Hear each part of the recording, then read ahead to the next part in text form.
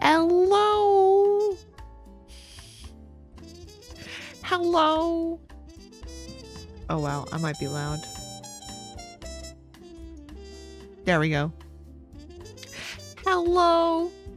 Howdy, howdy. Hi, Kev. Hi, Vartix. Hello, hello. Goodness, you guys. It feels like it's been a minute. Is it just me? Maybe it's just me. Maybe that is just me. But hello, welcome in. It's good to see you all. I hope you're all doing well. I'm definitely prepared, as always. I'm super prepared. I don't know what you're talking about. I wasn't last minute trying to fix my YouTube chat again. But hey, look! It works! It's crazy, but it works. I do have to do some adjustments because it's like super tiny, but we live, we learn. Or something. Something. I don't know, I feel like it's really hard to read. I might have to... Can I refresh it? A new platform? Who dis? You're right, actually. Who is this indeed? Who is anyone, actually? Oh, I see that this does not want to work. I thought I was smart. I thought I was slick. I thought I was gonna have a way to preview my YouTube chat, but no. No. It does not want to work with me.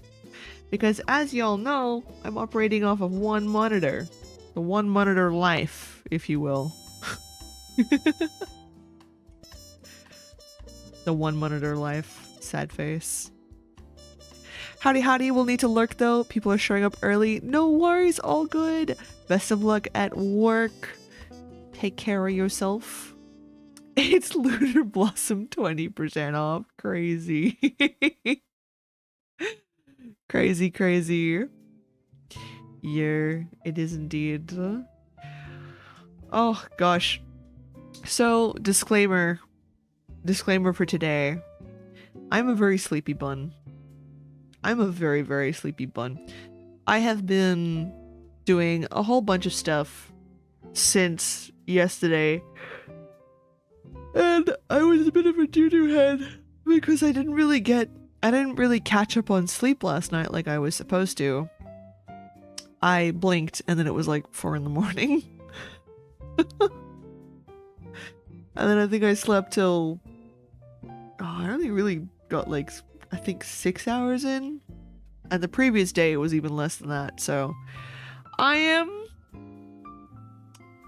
am coping.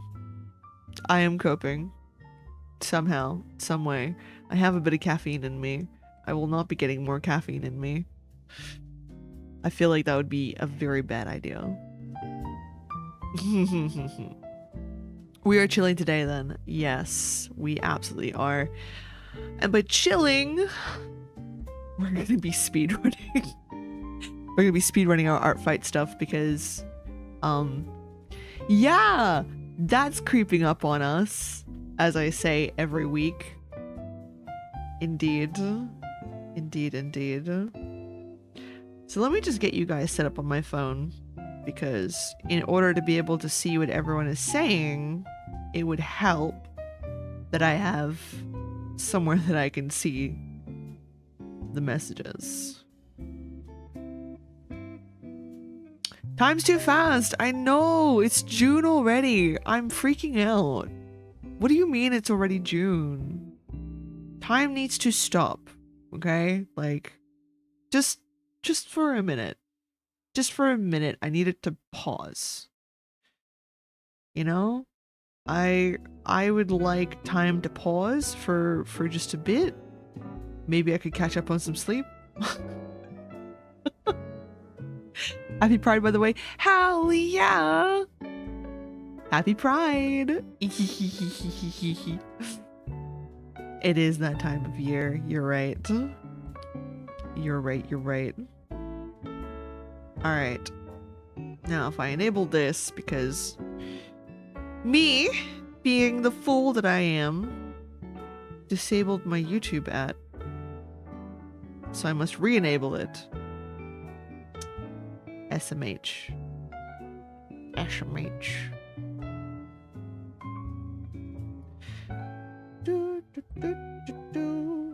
Alright, so I can talk probably a little bit then while I'm doing this. About what the plan is. Yes, our fight is around the corner. There's lots to do. I don't know if I'm gonna get everything done in time, but we're gonna start with fixing up Momo's reference sheet. I do want to fix up Azael's reference sheet as well, but I think that's just gonna be bonus points at this point, because I also want to fix up my profile page, which, guys, too much to do, not enough time. I am silly poo-poo. I am silly bun. Now, I have acquired. I have my little people on my phone now. Now we can see what's going on. Excellent. It would help if I move this out the way, actually. Yeah, we'll start with Momo today. I have been wanting to fix Momo's character sheet for a long time now. It is long overdue. We'll try to actually finish it today. We'll try to start and finish it, because I realize I'm a very slow artist and Typos took me so long for no good reason. Yeah, Momo! Our beloved little goober. I'm surprised people like them so much. Like, oh, yeah, people like my goofy goober, I guess. My silly little guy. So, where is... I can show... There.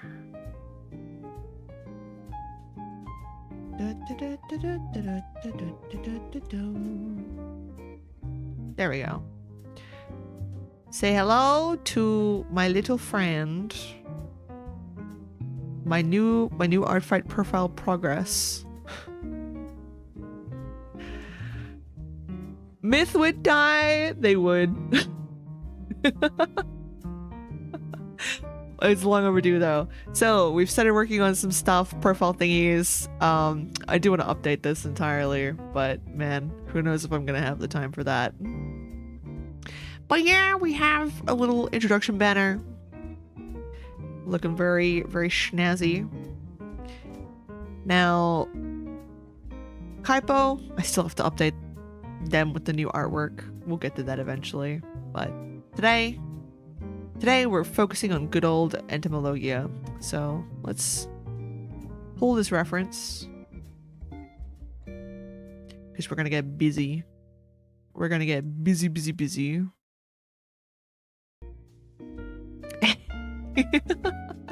I know, so much stuff. So much stuff. Yeah.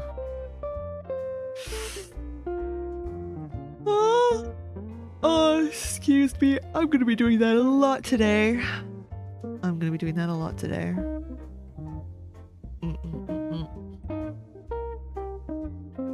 Goodness. Where do I even begin? I suppose with Momo, we've got the... Am I crazy? Is this...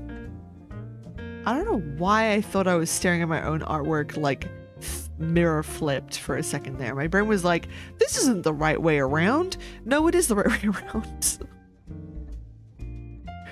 And that's how you know this bun is sleep deprived. Gambarimasu. We can do this. I believe in us. I believe in the power of sheer stubborn willpower. I believe in it.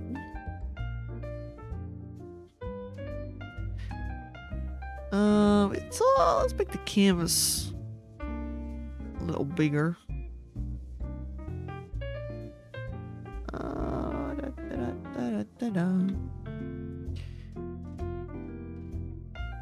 Excellent.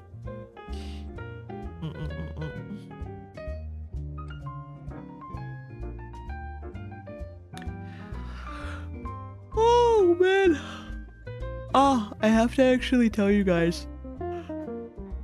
If I can stop yawning. Oh man, it's gonna be a problem. This is fine. Don't worry, I will stop yawning soon enough. I have to actually tell you guys though.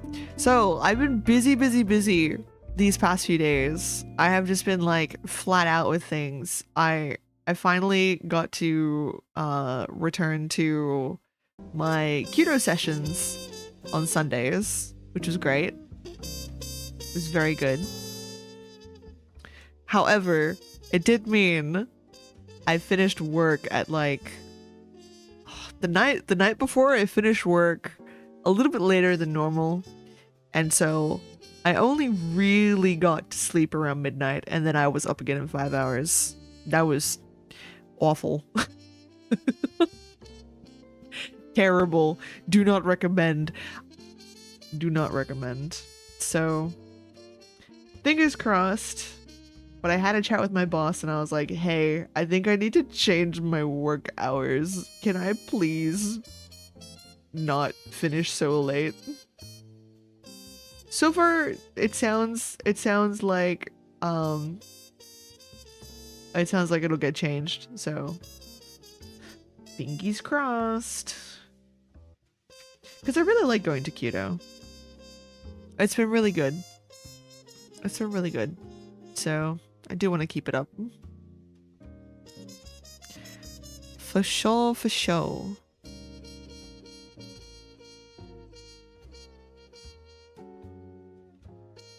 Yeah, busy bee, be busy. Very much so. It's just been... I don't really know. It's just been like back to back. It feels like I don't have time even though I do. Like, you ever get that? When you just... you feel like you're doing a million things. And you're so busy. And it's back to back, but it feels like at the same time you've accomplished nothing. That's what it's felt like, a little bit, to be honest. I mean, I say that's what it feels like, but it's not like I haven't done things. I think it's just because it's like, it's a lot of little things. It's a lot of, like, various things. It's also, like, catching up on chores and doing adulting and all that fun stuff, right? And so it's not always, like, things you necessarily want to do. but it's stuff that has to be done. And you do it, and then you blink, and whoops, where'd all my time go?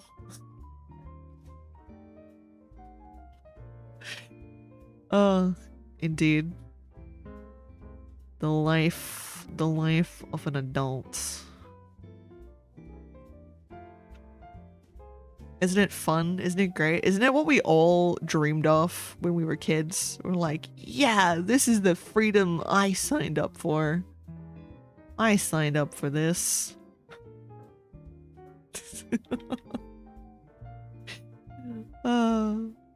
Yeah.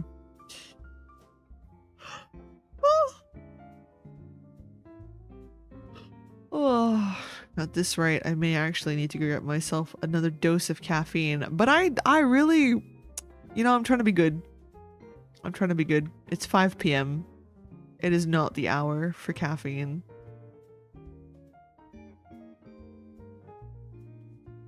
It is a bad hour for caffeine.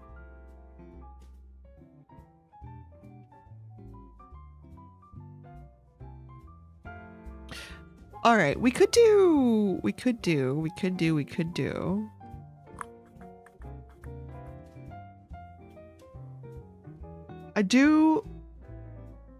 could just straight up redraw them, but I'm wondering if I should update the design. I'm a little bit torn.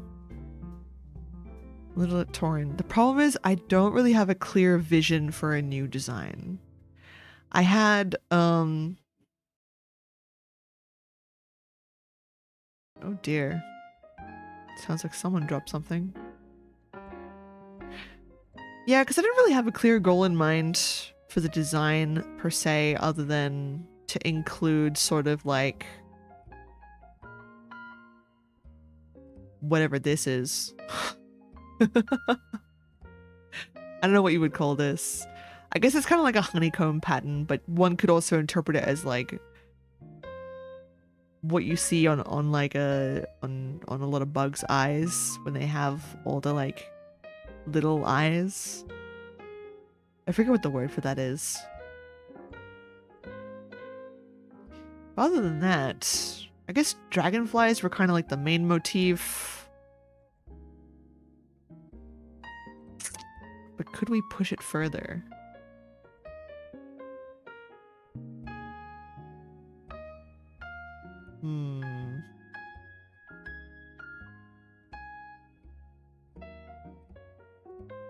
I like the child design. I think the child design is fine. Personally. We will keep the child design like so. And then with the teen, maybe I could make a few slight changes. Like, I think I might change the pants a little bit. Just not entirely sure how yet.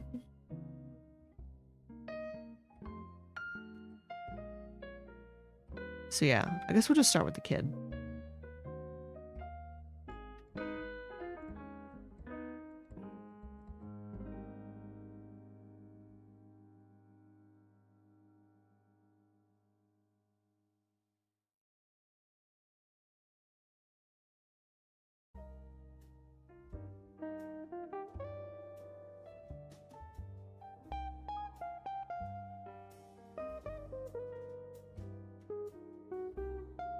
Oh, that's what I'm missing, actually.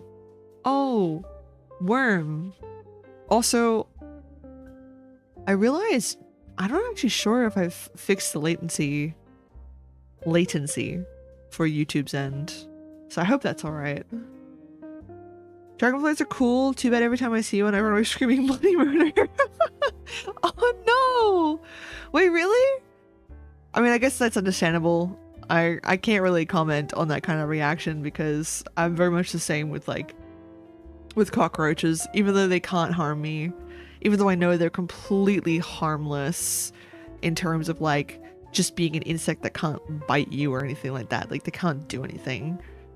But no, I will scream if I see one. So I kind of understand. I guess dragonflies are kind of wild. They are kind of wild in concept, yes. But I was just thinking, what might be good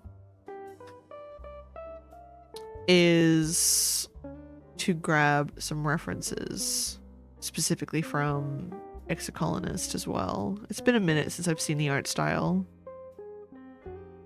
It's been a minute.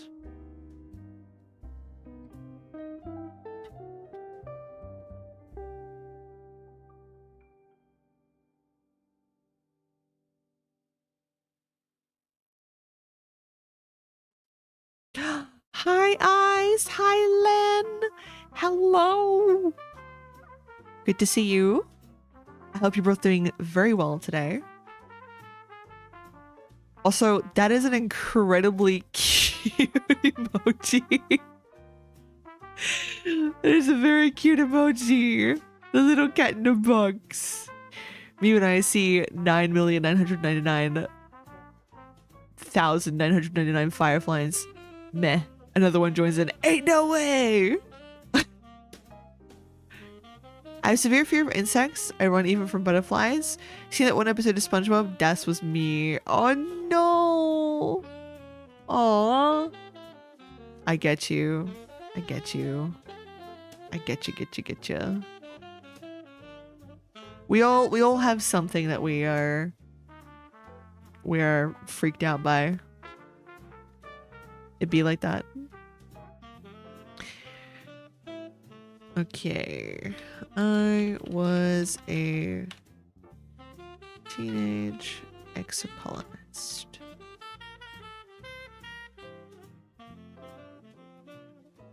I have so many jokes, YueHua. Prepare thyself. I'm prepared. As prepared as I will ever be. No matching results. Hold on a second. That can't be right. That can't be right.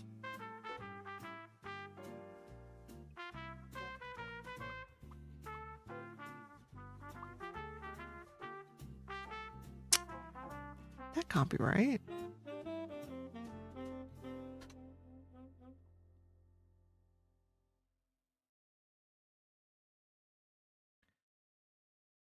I'm so sure I saw a resource for this.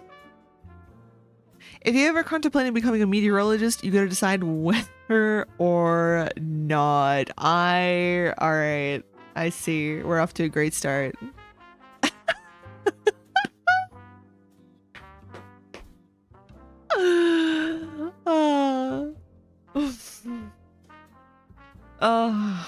Mods.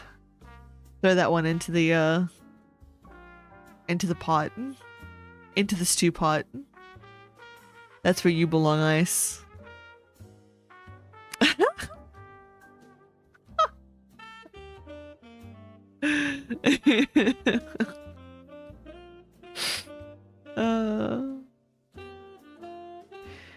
Okay. Oh, yes, I found it. All right. Who are we going to use as a child reference? Who is a good reference? I feel like Tammy and Mars might be not a bad idea. Tammy, my goodness, Tammy, I think, was actually quite a tall child. Was that actually a thing? I feel like I remember that being a thing with her. Wasn't there a comment somewhere that she was considered a really tall kid? Oh, no, there was. Because when she talks to you about the fairy tale book, there's like a response that you can say to comfort her for being, like, not like the dainty girls in the books or whatever. Specifically commenting on her height, that she's cool for being very tall. I thought that was cute.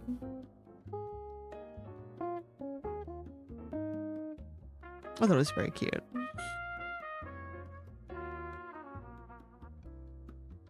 Do you know why cows don't have feet and have hooves instead?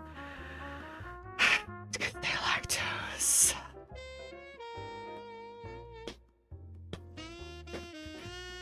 They indeed lactose. Lactose intolerant. I think we're all lactose intolerant after that one.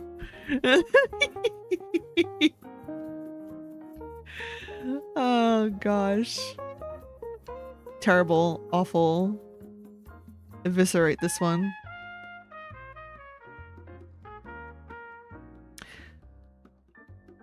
Okay, I've got Tammy. Who else would be a really good reference? Let's grab Mars.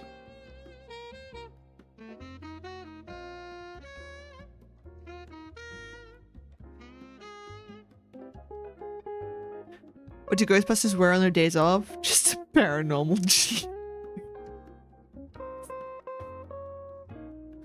I am going to lose my mind. Crazy. Actually crazy. You bet they were a paranormal pair of jeans. Alright, Mars, where's your sprite? Fantastic. There it is.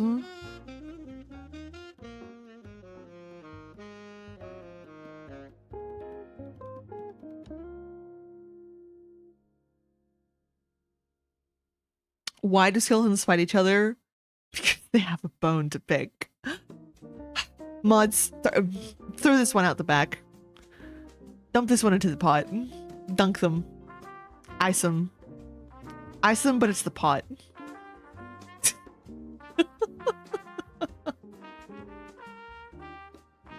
Why do skeletons always have friends? Because there's always a skeleton in their closet. Crazy.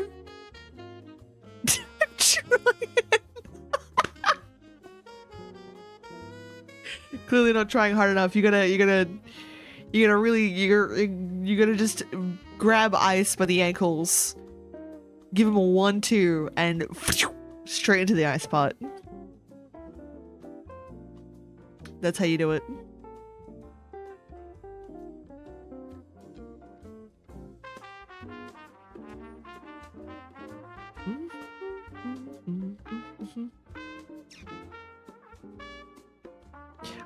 Oh, this is so annoying. Okay, so my phone has it so that I've got like a little icon in the way of the chat. So whoever's most recent chat always gets cut off by this little icon.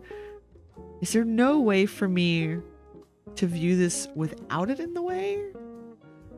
Makes it really hard to read. It's terrible. Who came up with this?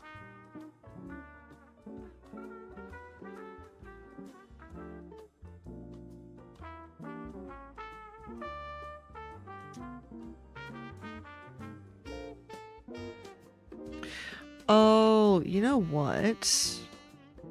That would probably be part of it.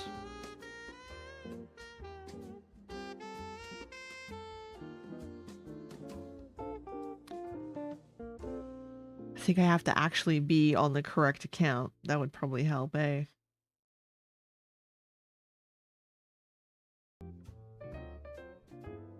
So everyone knows what the Big Apple is, but anyone know Mini Apple?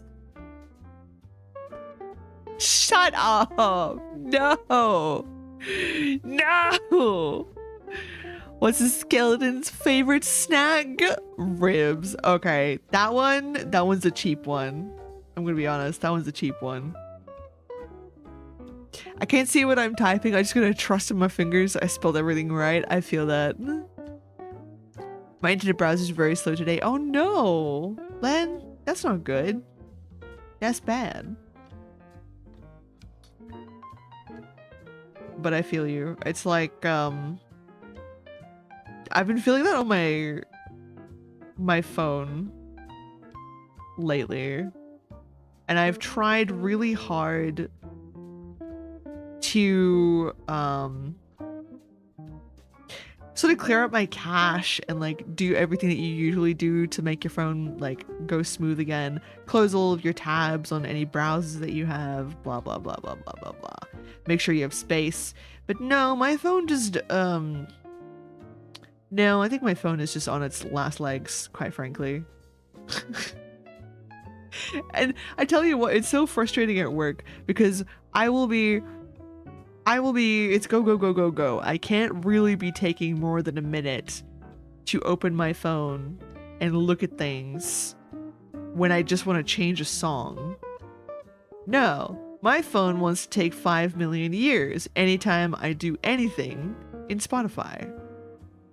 It's great, actually.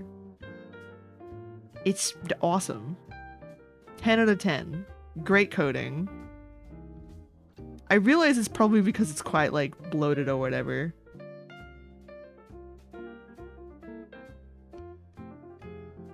But what can you do? What can you do?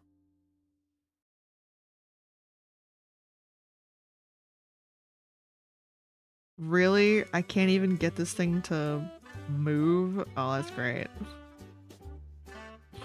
How do people even view their chats on phones?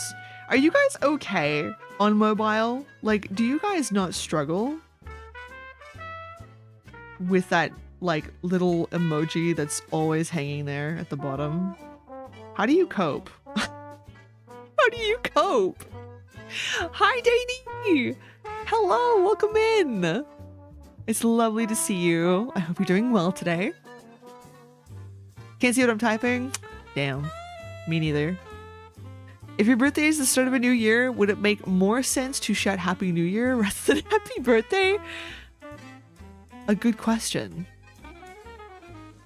I switched to a new browser to de-Google, so I'm hoping it's my internet because I like it so far. Oh yeah, me too actually. I've hopped over to something called Zen browser, which has been pretty nice.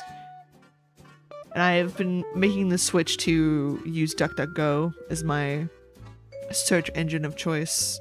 But I will find it's like the most annoying thing about every search engine now is like, here's your AI summary for this thing you Googled. I'm like, no, I don't want your stupid AI summary. Get that out of my face.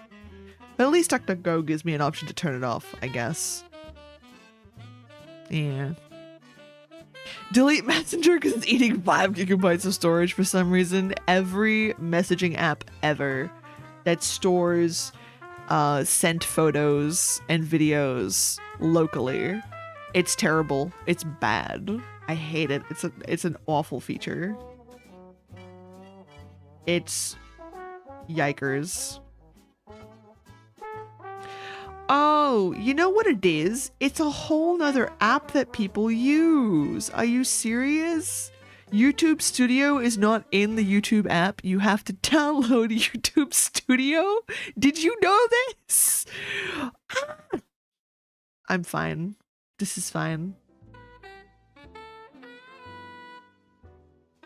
Crazy. We live in a time where YouTube wants you to download 5 different applications instead of having it all under one. So I love that, like,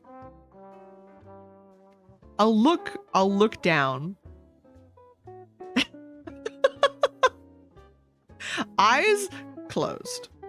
Eyes closed.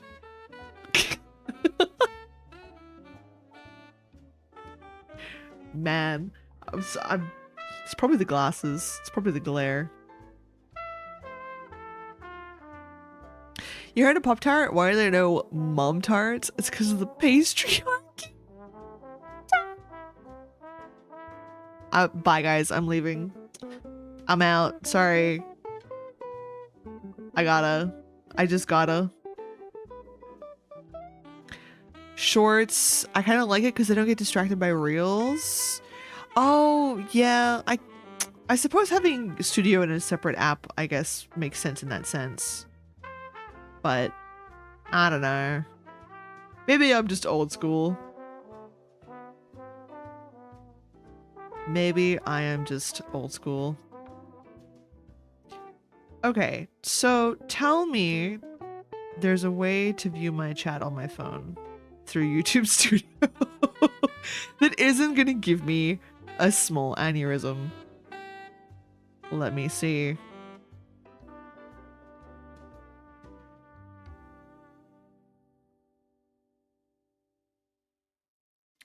No? What?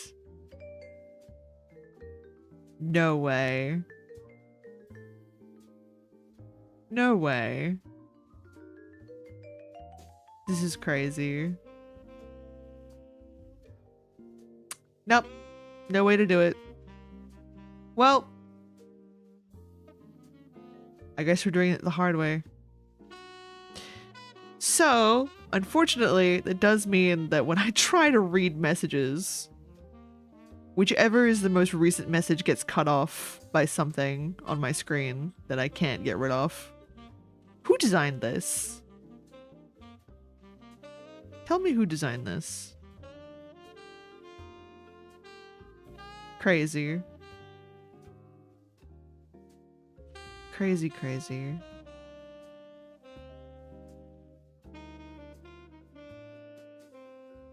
To be honest, I'm so used to mobile I could type with my eyes closed. Currently typing this with my eyes closed might be being fixed by autocorrect though. That's really solid. Are you serious? You typed that with your eyes closed? I could never. Are your parents bakers because they made it cute? It's so... That's a good one. That's a really good one. Damn, kind of slick on that. Can you watch your own live if you chat there? That's what I'm doing. Yeah, that's what I'm doing. But on mobile, it has like a little icon that blocks like a message almost entirely, which is crazy. And there's no way to like tell it to not do that for some reason. For some strange reason. I guess we're just gonna have to live with it. Yeah. We're just gonna have to live with it. So, if I can't see things, that's why. Oh, well. I designed it, fight me. Alright. Meet me, out back behind Aldi. We'll fight. We'll duke it out. You have to catch these hands.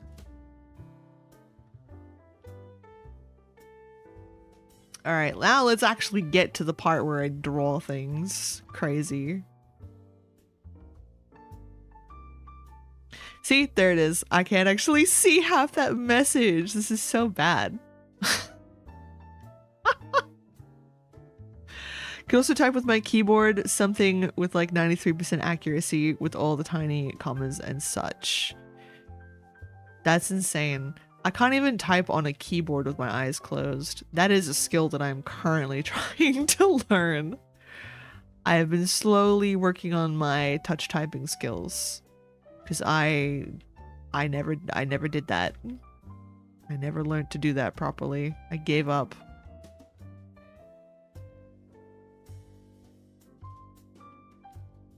But alas, I have at least reached a point where I know where the keys are with my fingers, but if I had to do it with my eyes closed, no. I would make like 50% mistakes. I think this is the part where he draws. This is the part where I draw.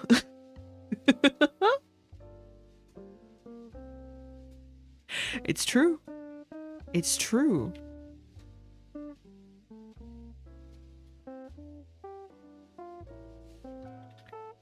Now the question is, how much do we change? How much do we keep? It's always a hard one.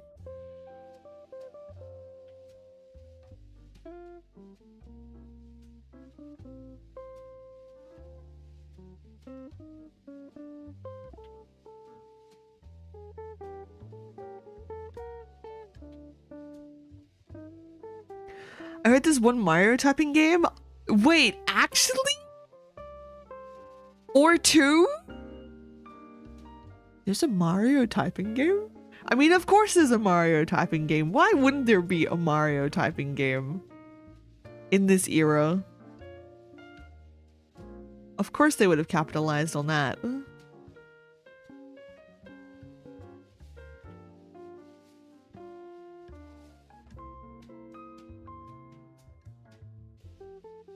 Alright, I think what I can try to do is I can try to like show a little bit more personality in each of these stages.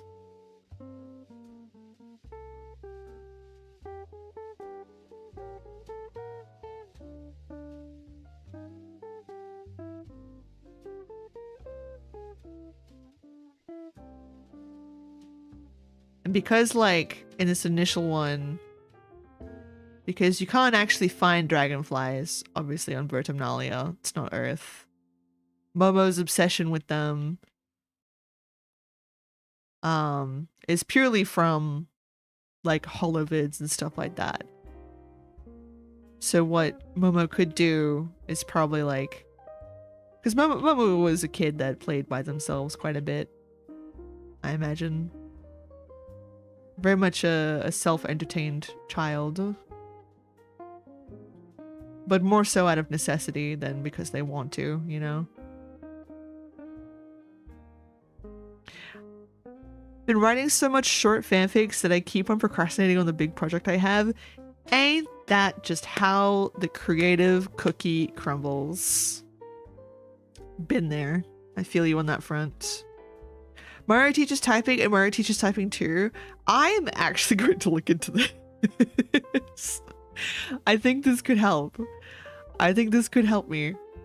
Yes, yes. Because I think the moment it's like a gamified thing, it's a lot easier to get into.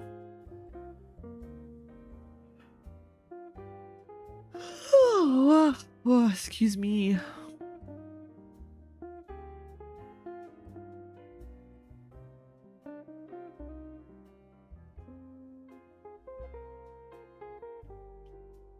All right, now here's the hard part.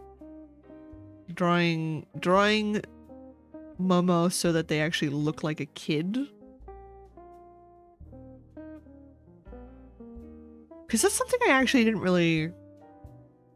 I haven't really done a whole lot of that before, so it's actually quite tricky. Because it's not as simple as just drawing a smaller person. It's literally like all the proportions are different when they're that little.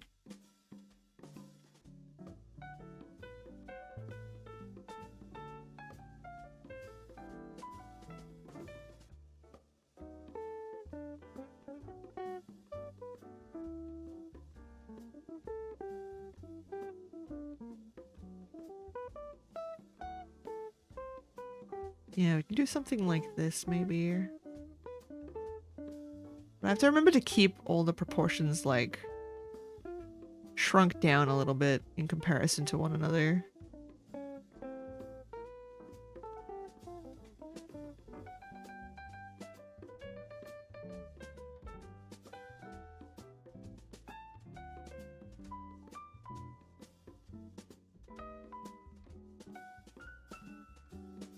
Yeah, there we go. And then, like the little... like the little loner kid they're playing with a little hologram from their palm of a earth dragonfly. Trying to imagine what it would be like to actually see and touch one with their own hands. But they can never do that, unfortunately. It will never be.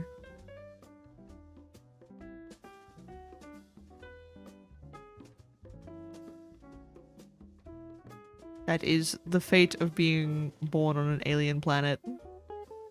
Light years away.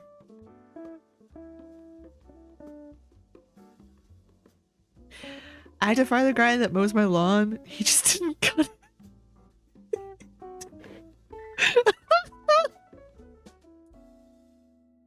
I hate how simple these are. I shouldn't be laughing at these. But they're effective. Nonetheless. Crazy.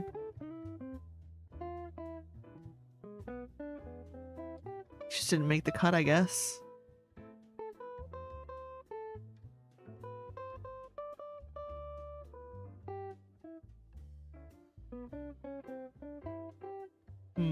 It's gonna be tough because the silhouette of this guy is not really standard.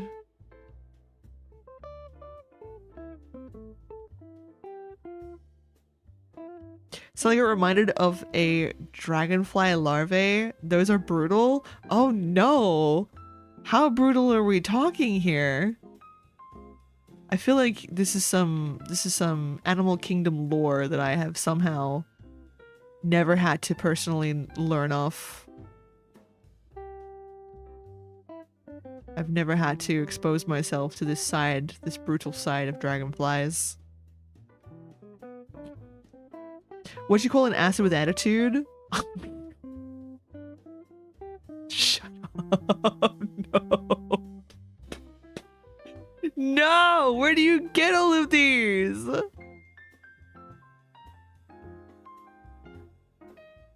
I could never be so witty.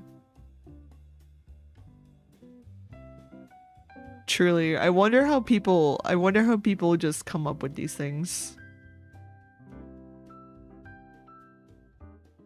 What's the difference between a well-dressed man on a bicycle and a poorly dressed man on a tricycle? Attire. Yep. This is true. This is true. What do you call a priest who recently turned into a lawyer? Okay, that's a pretty good one.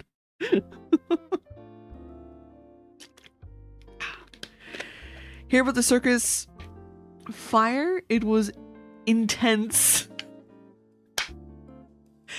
How does a penguin build his house? It glues them together. Stop. Where do you get all of these? Where do you get all of these? Dragonfly life cycle is fascinating. They are an apex predator in every form. Wait, what? Wait, actually? Hold on. I feel like this is some hidden lore about dragonflies that I have somehow just completely glossed over.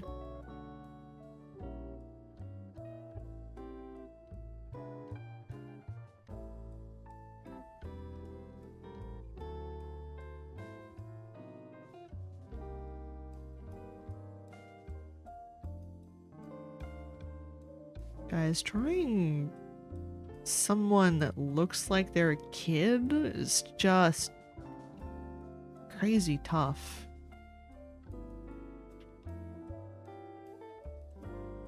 This is truly a challenge for me.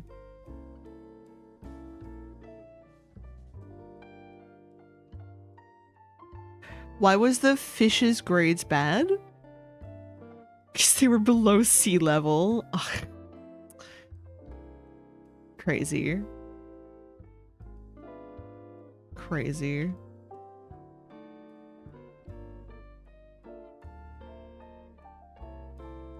You know, speaking of jokes, embarrassingly, and I only found this out very recently. I only found this out very recently. But it also turns out I'm not alone in this, thank goodness. But I found out because someone else who also happens to be on the spectrum was like, so I never knew what the chicken cross the road, why did the chicken cross the road joke meant. I always took it extremely literally, and I'm like, yeah, me too. Like it's because the I don't know. something about the chicken wanting to cross the road is supposed to be funny, I guess. No, it's because the chicken wanted to get to the other side. Literally death. I'm like, what? How did I never know this? How did I never put 2 and 2 together? I'm stupid.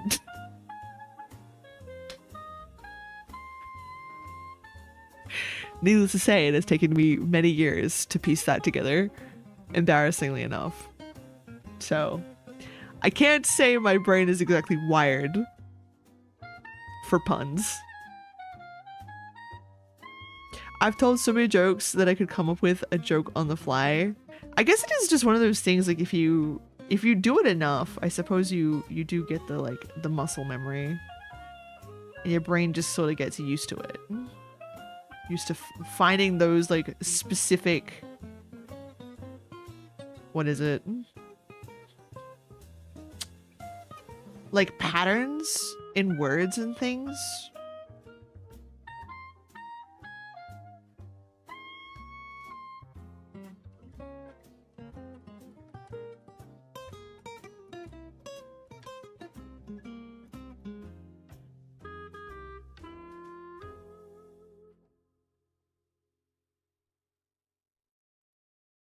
Oh man.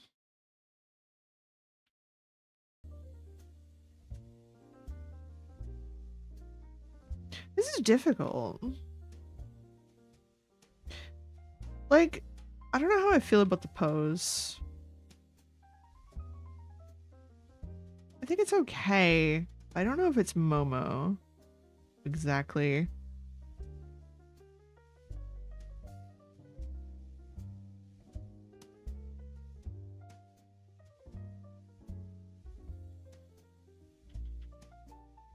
I took it very literally too. Wait, why did it cross the road? Because it wanted to get to the other side, as in the other side meaning death. Not the other side of the road, because it's a pun, because it means both to get to the other side of the road and also the other side through dying. And I never really got that. I always only saw it as wanting to cross the road. Literally. Never the it wants to die side of things. That never occurred to me that that is what they meant by to get to the other side. I was like, oh,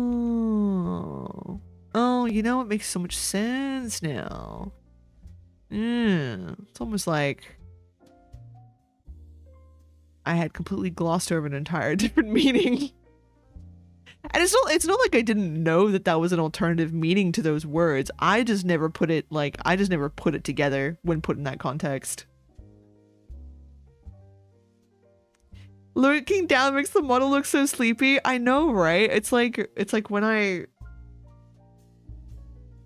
my eyes close because it like, I think it's because of my glasses. When I lean down, it like obscures the it obscures the thing. Let me see if I can fix it up a little bit.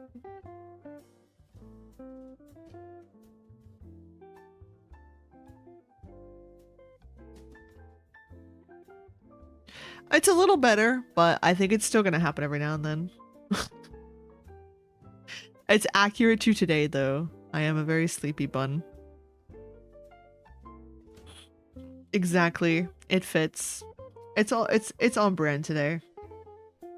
Is on brand.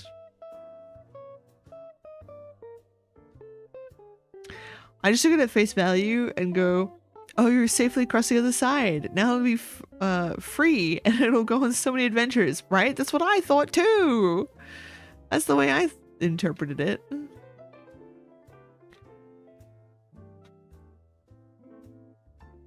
You look like a classic salaryman who worked a 60-hour overtime shift with no breaks in between. This is incredibly specific.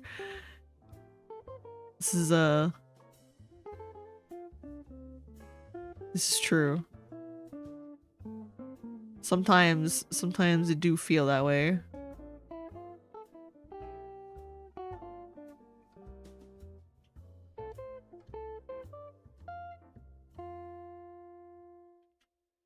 Right. Nose is just a little horn stub for the moment.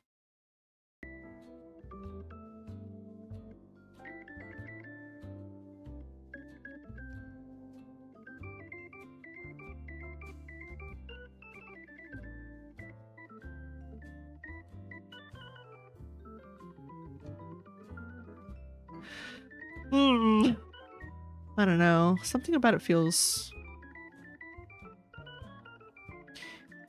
off to me, though. I could really put my finger on why, though.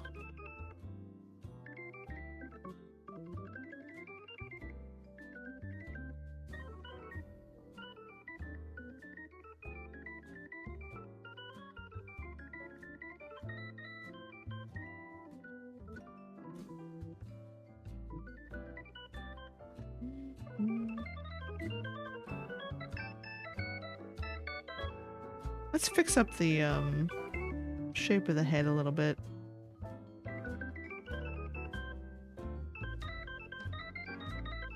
But it could also be that, like, it's just missing its hair. I feel like once that's been added to the equation,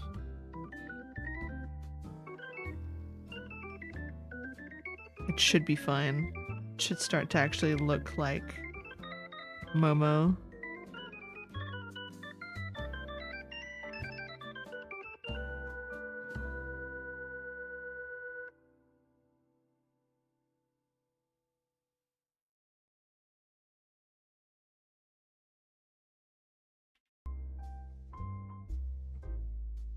Hair was kind of like mid-length, I want to say. Just enough to sort of tie it up and have that kind of fluffy updo.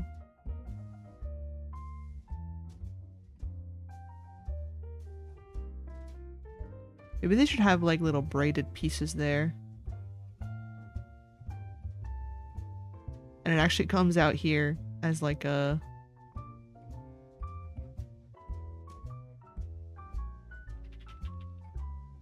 little braided ends.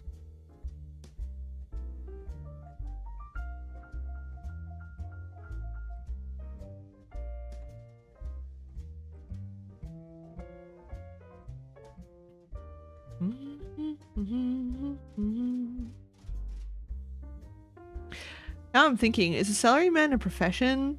Like, or is it just a term used for people who receive salaries? Well, I guess salaryman is just the other, like, it's not really a specific profession, no. I think it's just like it's just a category of worker.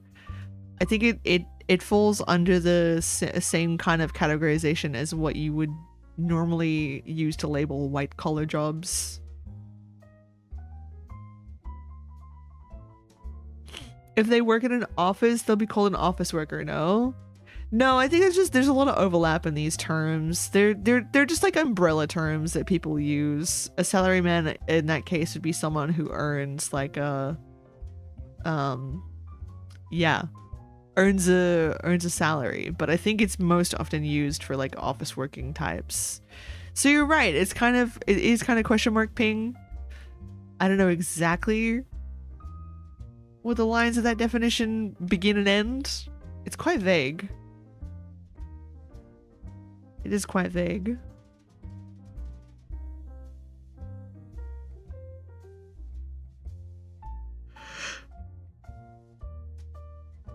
Oh,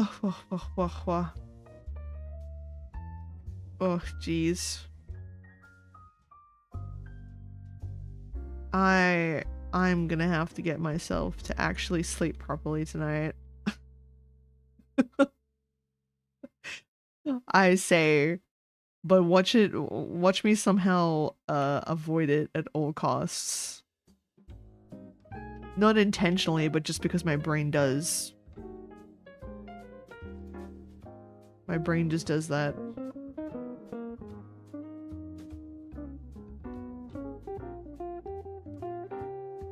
What if it's just a regional thing? It could be. It could be. I feel like they're just they're overlapping terms on like a big Venn diagram, and it's not like they're meant to exclude one another, right? Different purposes and all that.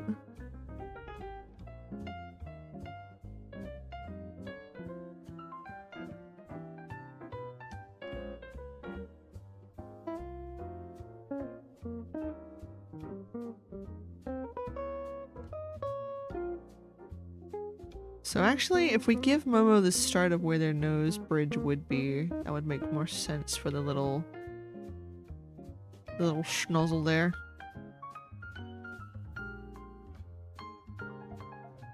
Now, your outfit is fine. In fact, I think we can almost keep it the way it is. I wouldn't really do a whole lot to change it.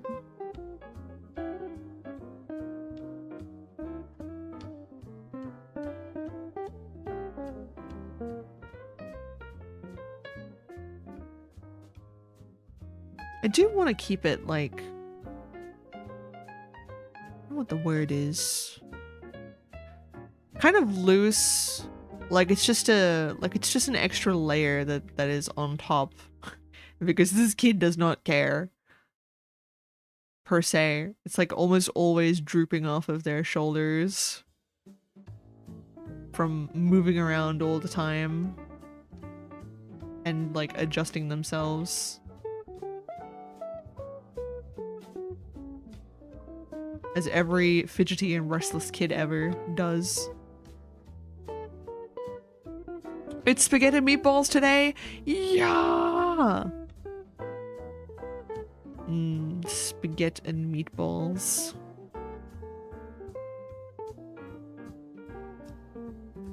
I don't think I've had a good spaghetti meatballs in a long time, but for good reason. Because once upon a time, it was kind of all we had for a really long time. And I got so sick of it. I got so sick of it. It's not that I don't like spaghetti meatballs. I do. But I think the specific spaghetti meatballs that we would make was just...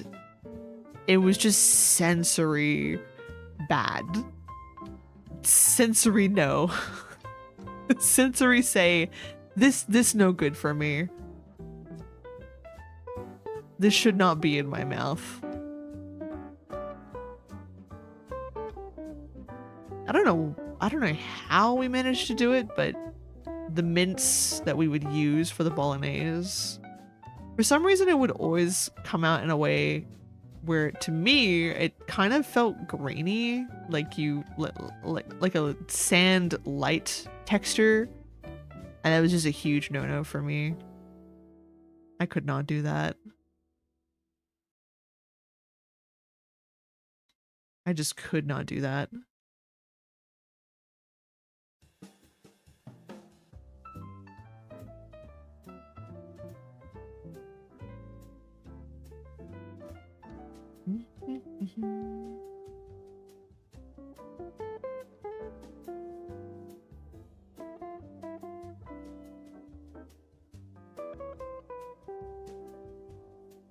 All right, like so.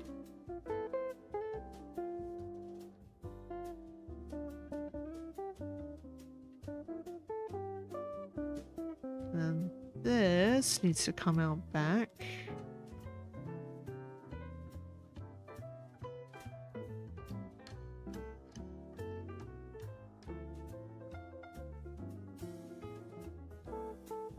Yeah, we're getting somewhere. It's little baby Momo.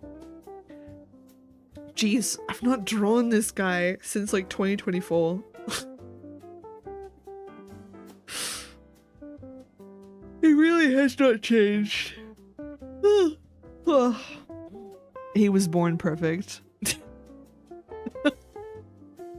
Sometimes an OC will just pop out right?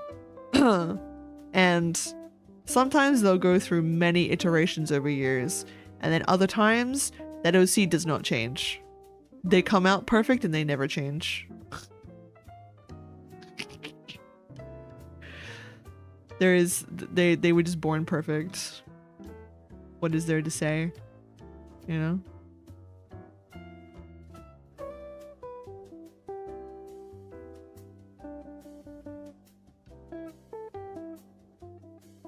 Alright, and this way we can actually show some of the scales going on here.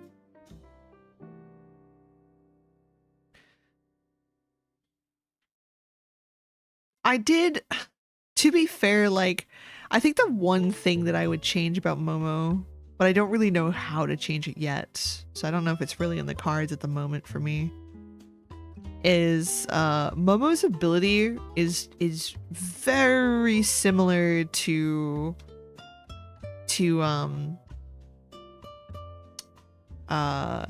Nemi's, in the fact that even though Momo's affects, like,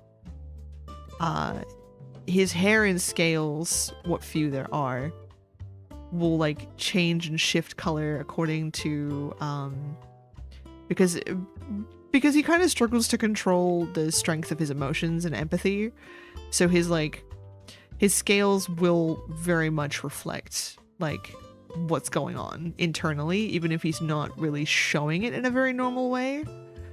So he comes off as quite like quiet, like stone-faced, doesn't really show his emotions outwardly very much, even though he feels a lot. But his chameleon ability is what sort of shows it quite often, which causes him problems because he feels way too vulnerable because he knows what it means, but others don't, you know? So it causes him a little bit of friction when he's growing up. You know, puberty things. But the reason why it's similar to Nemi's with the scales is because in my initial idea, he would also have a thing where like the scales would grow over where like he gets injuries.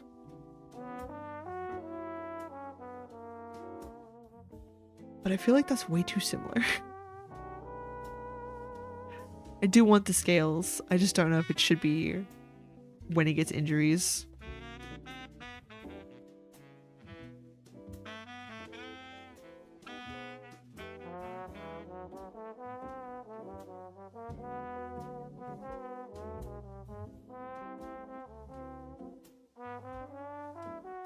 Otherwise, I suppose it could just be like, this kid just gets scales as he grows older.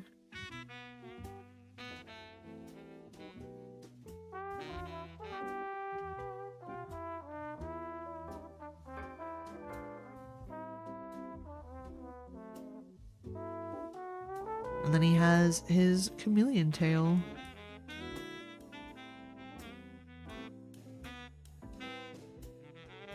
Now, we could just do like a really simple, it goes through a hole in the back here, but I feel like we could do better. We can do better.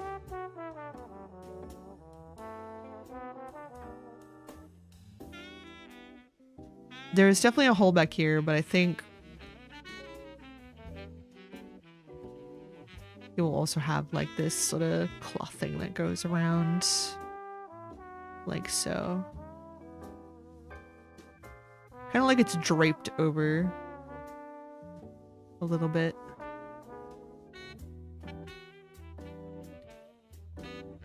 So instead of, oh yeah, that's what we can do. So instead of just this sash band here, we can make it so that it's almost like, how would it be?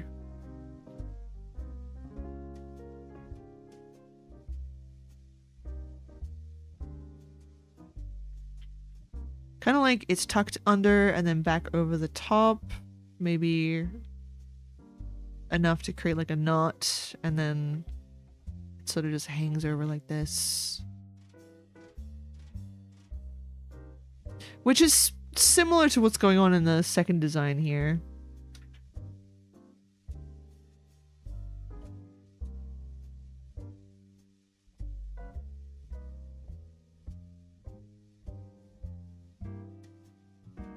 Not sure.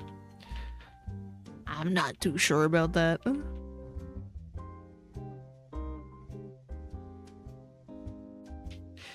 Maybe it stages things like dragonfly growth cycles. Oh, you're right. You're right.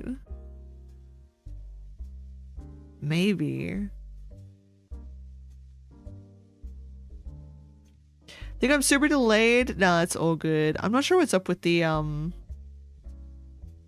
YouTube side of things. I find the stream is like a lot more delayed when it's through YouTube. That is something I'm gonna have to figure out before next week.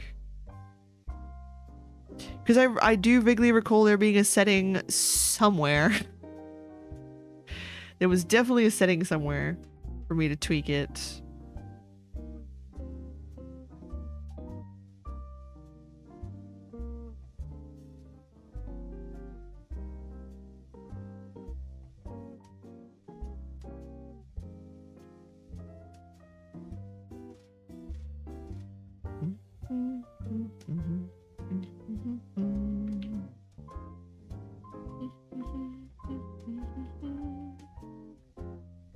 Hey Vartix, welcome back.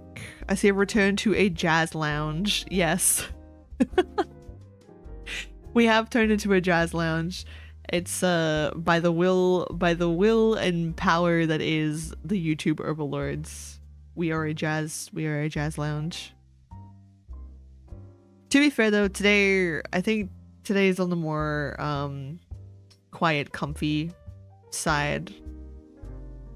I am running on less than 6 hours sleep today and less than 5 hours sleep the night before. And it was back to back. It was work, then 5 hours sleep. Then I was up and I was biking all the way to the station and then training all the way down to my Kudo sessions. And that was like a whole 6 hour endeavor. And I got home and I was so tired. But I didn't sleep because like a dummy, I drank more caffeine. So I was awake. And then I was awake till like 4 in the morning. So, whoops. Here we are. One very, very tired bun.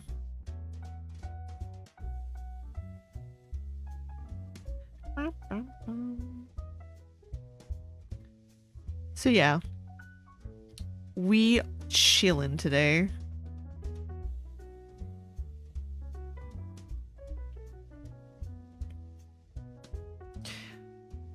Well, if we're gonna do the cloth, we could just get rid of that entirely and make it like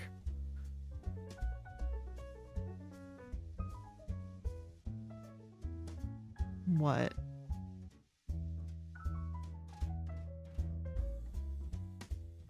If it's coming around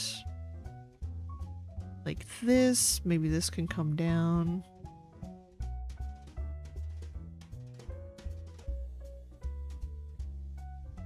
And then the legs have sort of like these sort of shorts underneath.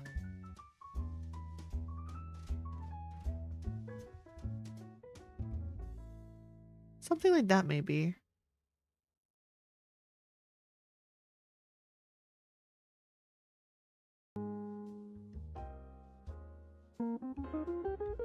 That's a lot. Yeah, it's been a bit. It's been a bit since I slept properly. Good jazz is always welcome. I thought so. I thought it'd be a good pick. It's very comfy, I find. I don't normally listen to jazz, but I've recently found it to make fantastic background vibes.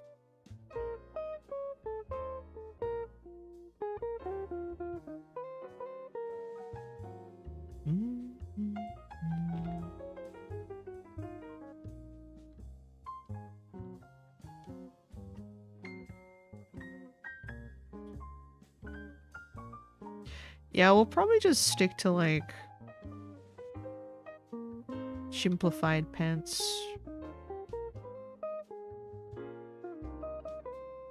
Maybe up to the knee.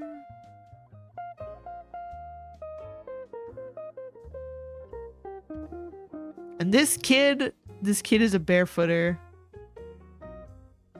They're gonna go run around and everything in bare feet. So they have like little dirt and scuffs where they keep making contact with everything. Yeah. It's a baby Momo. He's child Momo. The legs might be a little small. But you know what? I have a solution. And that solution is we shrink everything else. Just a little bit.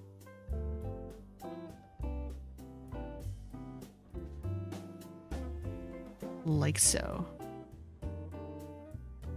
Now, we krillin.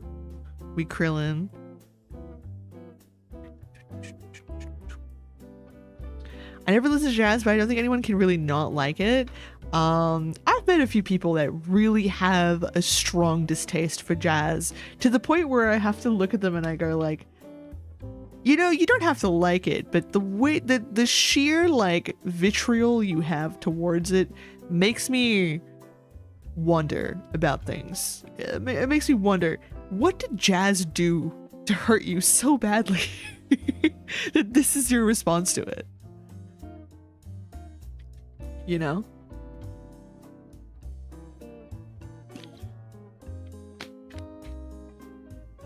Because, like, sure, it's not everyone's cup of tea. But I always find it fascinating when there are those people who make it their entire personality trait about how much they hate something.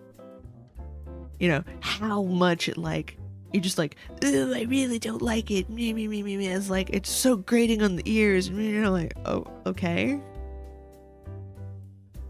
Okay. Low-key kind of embarrassing to be that vitriolic about something. You could have just said, yeah, not my thing. But no, you had to like make it a whole song and dance. Right? Like you know the kind of people I'm talking about. You know the kind of people I'm talking about.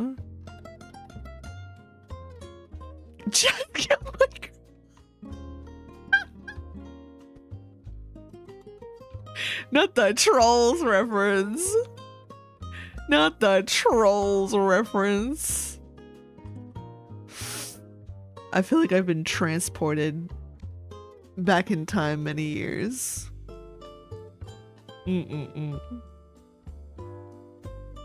Stole their girlfriend, probably. Crazy. Probably. Someone pulled up to their so with your you like jazz and it was history. Exactly.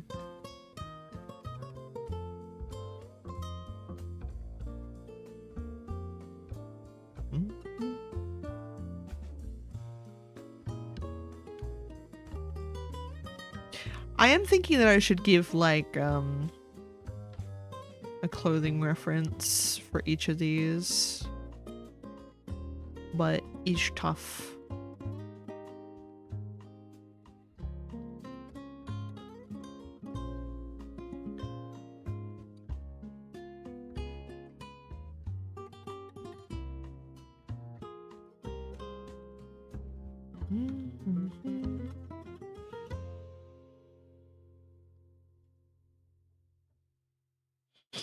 Like what kind of jazz? I guess like they just meant jazz in general, honestly. Time to go lurky now. No worries, Len. Thank you for the lurkies. Appreciate it.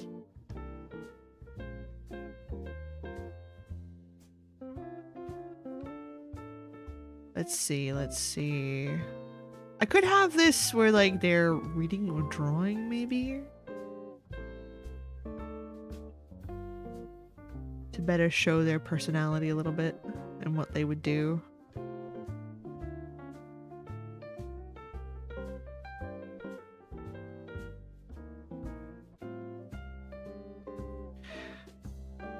But I need one that actually shows the front of their clothes. So maybe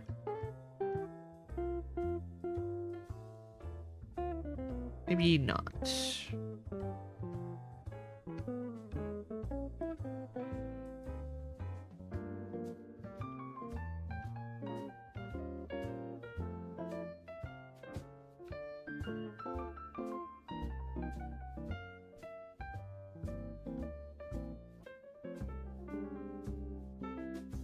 How small do I need to draw them here?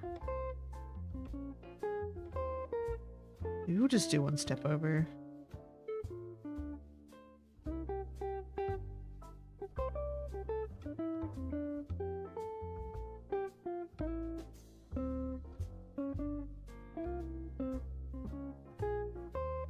Clothes are the bane of my existence. I feel you. How do people draw clothes? How do people design clothes?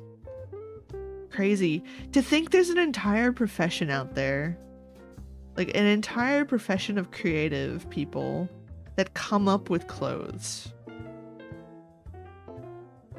I could never.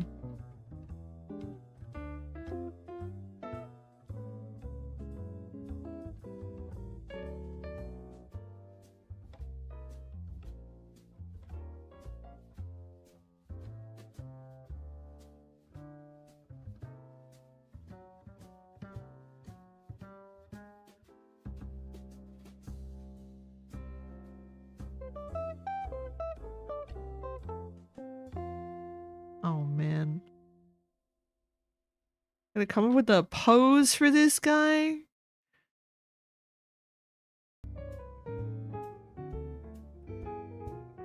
No.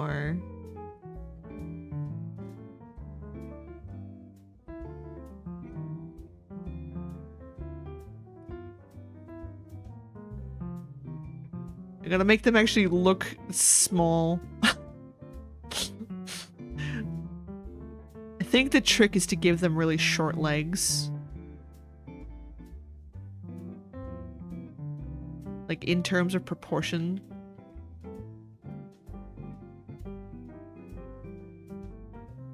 That's how you make them look like kids.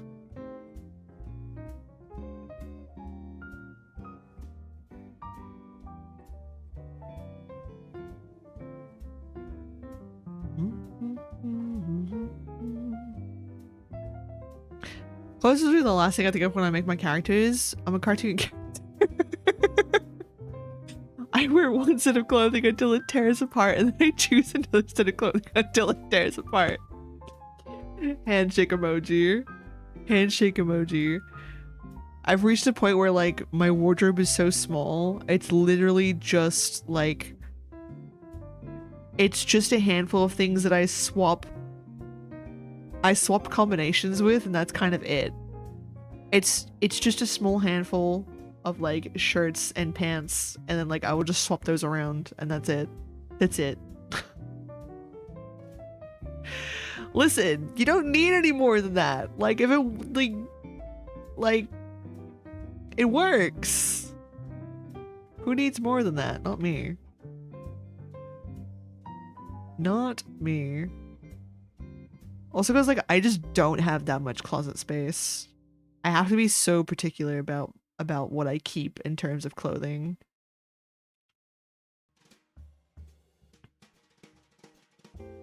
It's about what I do. Yeah, like it's just more efficient. You don't have to worry so much, and you don't have to spend so much money. Buying clothes so often is a scam, I tell you. Who wants to spend that much money all the time? Not me. And then they have the audacity to sell you clothes that like the fast fashion thing, right? Where you'll go to like buy something cheap and forget it. You've got it for one season, maybe 1 year before that thing wears out or breaks or tears or doesn't take well when you wash it. And then whoops, Sorry, guess you gotta go buy some more fast fashion.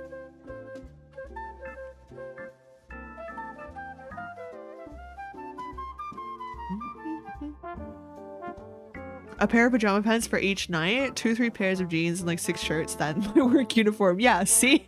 You get it. Practicality. Who needs more than that, really? And like, look, power to you if you enjoy having a full and colorful wardrobe because that's how you express yourself. But I don't think everyone needs that, right? The thing that I'm opposed to is like the fact that it's pushed on everyone, this expectation that you should be wearing new things all the time. Who can afford that? Also, my goodness, it's terrible for the environment and it's terrible for like fashion like industries in general. Sure, that's how they make their money now, but they will exploit people because of it. It's not great. It's not good.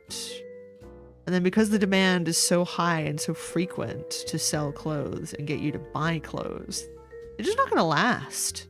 There's no point in making them last.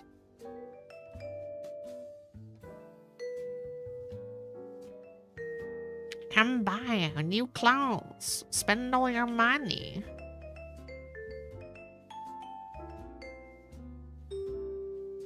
Occasionally get new shirts, but those are usually gifts and I just rotate one of my normal day shirts out to be sleepwear.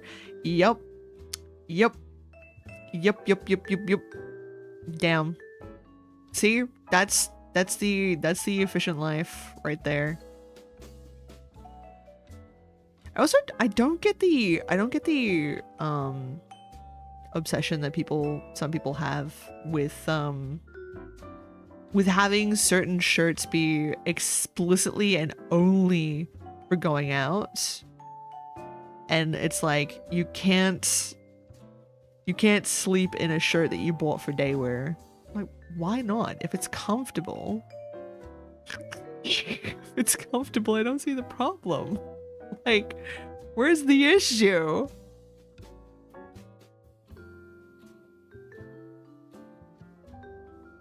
Like, I don't know, man. If your clothes are well kept, they're clean, who gives a flying hoot? Right? Like, who cares?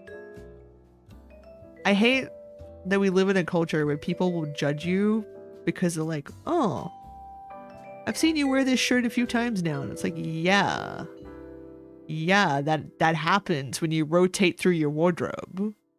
It's gonna happen. But people treat it like it's like a sign that you're not well kept or something. And I'm like, really? Really? I don't know. I think it's stupid. I think it's stupid.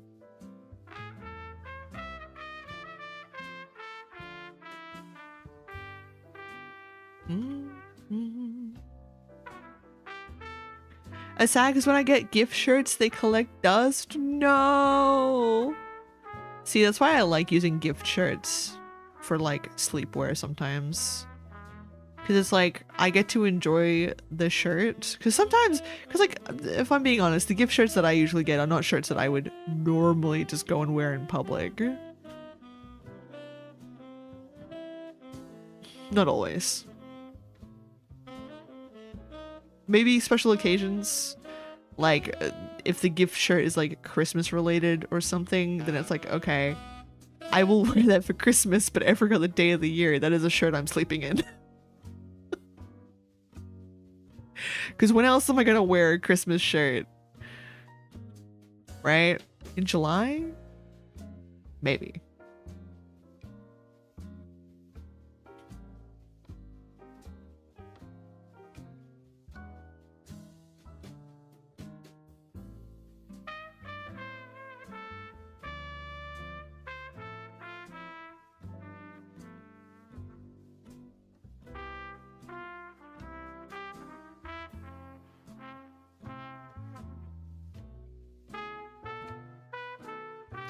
People have typically learned that if they're getting me a shirt, run it past me first or it'll never be worn. Yeah. Yeah. That's a good call, honestly, because especially if it's something someone's gonna wear, right? You want them to actually wear it. Oh, I've seen you in that shirt before? Yeah, that's because I wear my clothes more than once. Exactly. That's what I'm saying. That's what I'm saying. What a weird concept that people have somehow normalized. That if you see someone wearing a shirt or like a piece of clothing more than once, that it means they're like not well kept. Stupidest thing ever.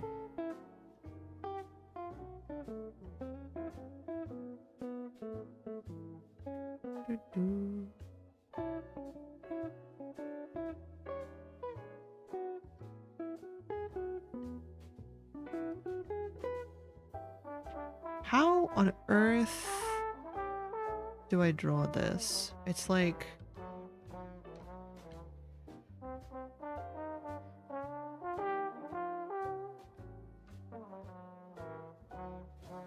It's like this, maybe?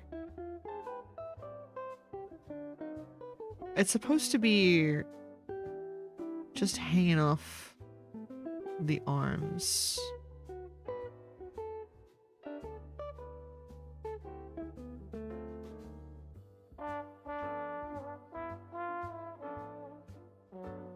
Maybe like that.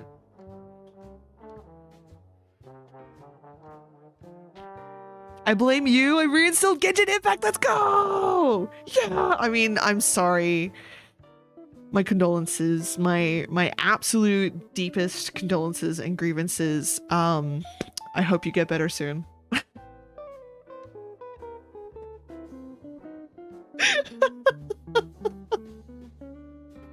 I'm so sorry.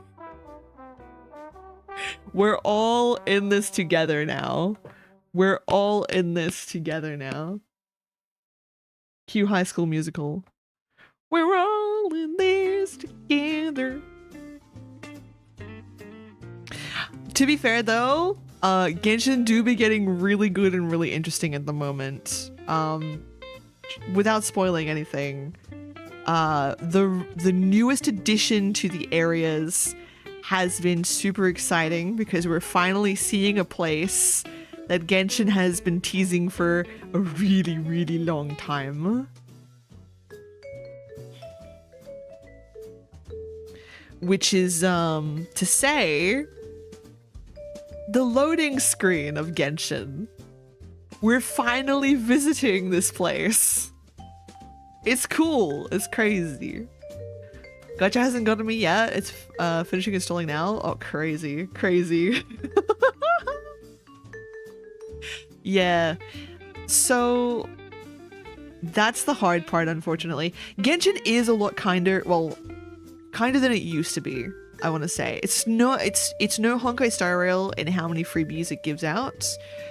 But if you enjoy exploration, if you enjoy any kind of completionist stuff, like finishing quests, doing all of the side quests, and doing exploration and finding all the little bits and bobs that a area has to offer, the game will give you plenty of primos to work with. So as long as you know who your top picks are and you wait for their banners, you just hold on. You hold on and you wish away once they're here. Yeah. Otherwise, the next best thing, if you do find yourself in a spot where you are going to spend money, be very, very, very careful, because the prices are not as straightforward as you'd think. It's not as simple as, oh, more means I'm buying bulk and it's cheaper. No. No. It's also different per region, so be very careful. That's how they get you. That's how they get you. I found the most success is just to do... If you play every day, the Vulcan Pass is your best friend. The Vulcan Pass and the BP pass will always be the most value for your money without having to spend that much, if you ever find yourself at that point. But that's just advice from someone who's played for a long time. I enjoy Dendro crocodiles. I finally started getting a lot of my characters up to 5-star. So I've been getting a whole bunch of them up to speed. Because embarrassingly enough, characters like El Haytham were sitting there at level 60 just gathering dust. It's it is what it is.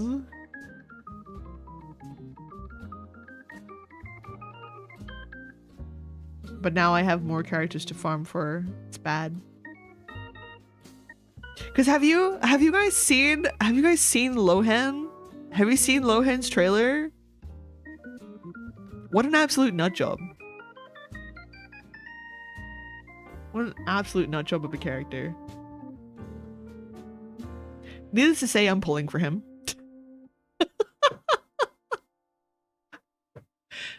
Oh. And for some reason the community and fandom has just kind of like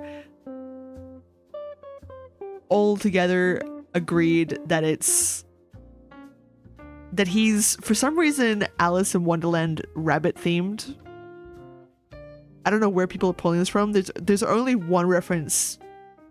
The only main reference is not even to rabbits, it's just to like clocks and stuff. But people are like, that's the rabbit from Alice in Wonderland coded. I'm like, what do you mean? What does this mean? What does this mean? This man does not fit the profile of a rabbit in the slightest. The crazy scientist dude, no, I think that would be Dottore. But there are theories. There is some very strong theories that people have that Lohan might be related somehow to Dottore.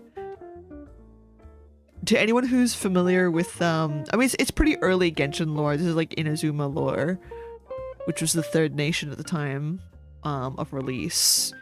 Dottore, actually no, it would have been Sumeru, I think, that did this, a fourth nation. But anyways, Dottore is known for having multiple copies of himself with a not exactly a shared consciousness thing going on here, but they kind of act somewhat independently from each other. They're at different ages and different stages. I think there's a lot of theories out there that this might be one of Dottore's clones. One that maybe broke free from that shared consciousness. Hence why he was able to escape repercussions for certain events. Yeah, they kind of, you're not wrong, Keth. You're not wrong. I'm surprised it took Genshin this long to capitalize on this audience in particular, because when you understand the Genshin girlies, I don't know what it is, but for some reason, there's a big portion of like Genshin fans, especially on Tumblr, who are really into the yandere trope and will basically slap yandere on like yandere AUs of tons of Genshin characters. I'm like, okay, you do you, booze. But I'm surprised it took Genshin this long to capitalize on this, because they really have a fan base that is interested. Me, I'm just like, he looks interesting, and he's a cryo character, a cryo polearm user, and he will just complement some of my teams. We'll see what happens beyond that point. He is a little cray-cray though. He's probably the closest we'd get to like a playable Dottore anyways.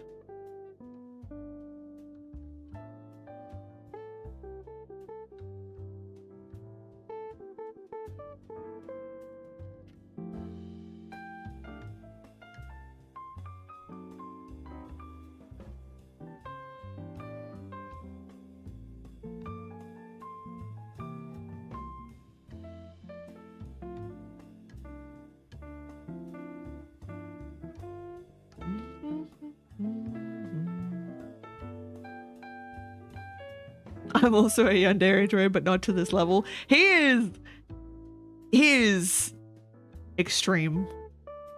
Not gonna lie. Not gonna lie. He definitely pushes the bar.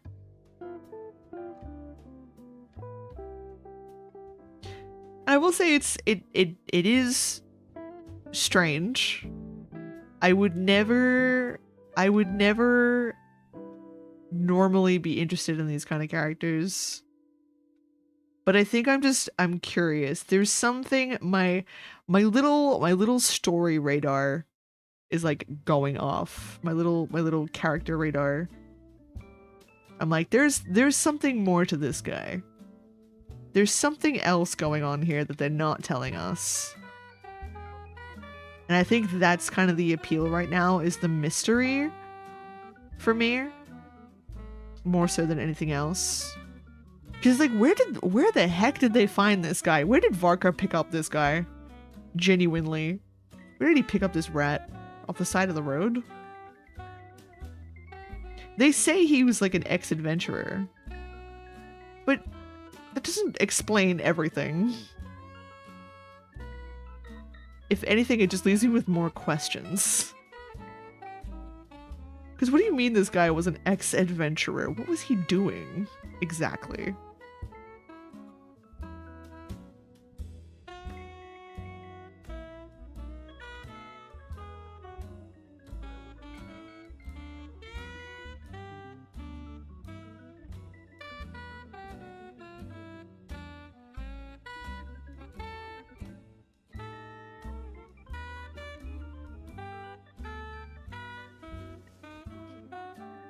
I'm looking now, y'all can keep low hand. I'm gonna take the fire biker. Movika, hell yeah. Movika is great.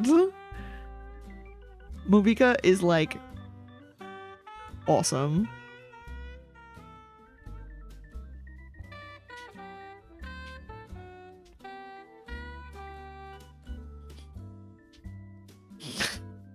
You know, like pyro. Yep. Why is it not letting me fix that for you?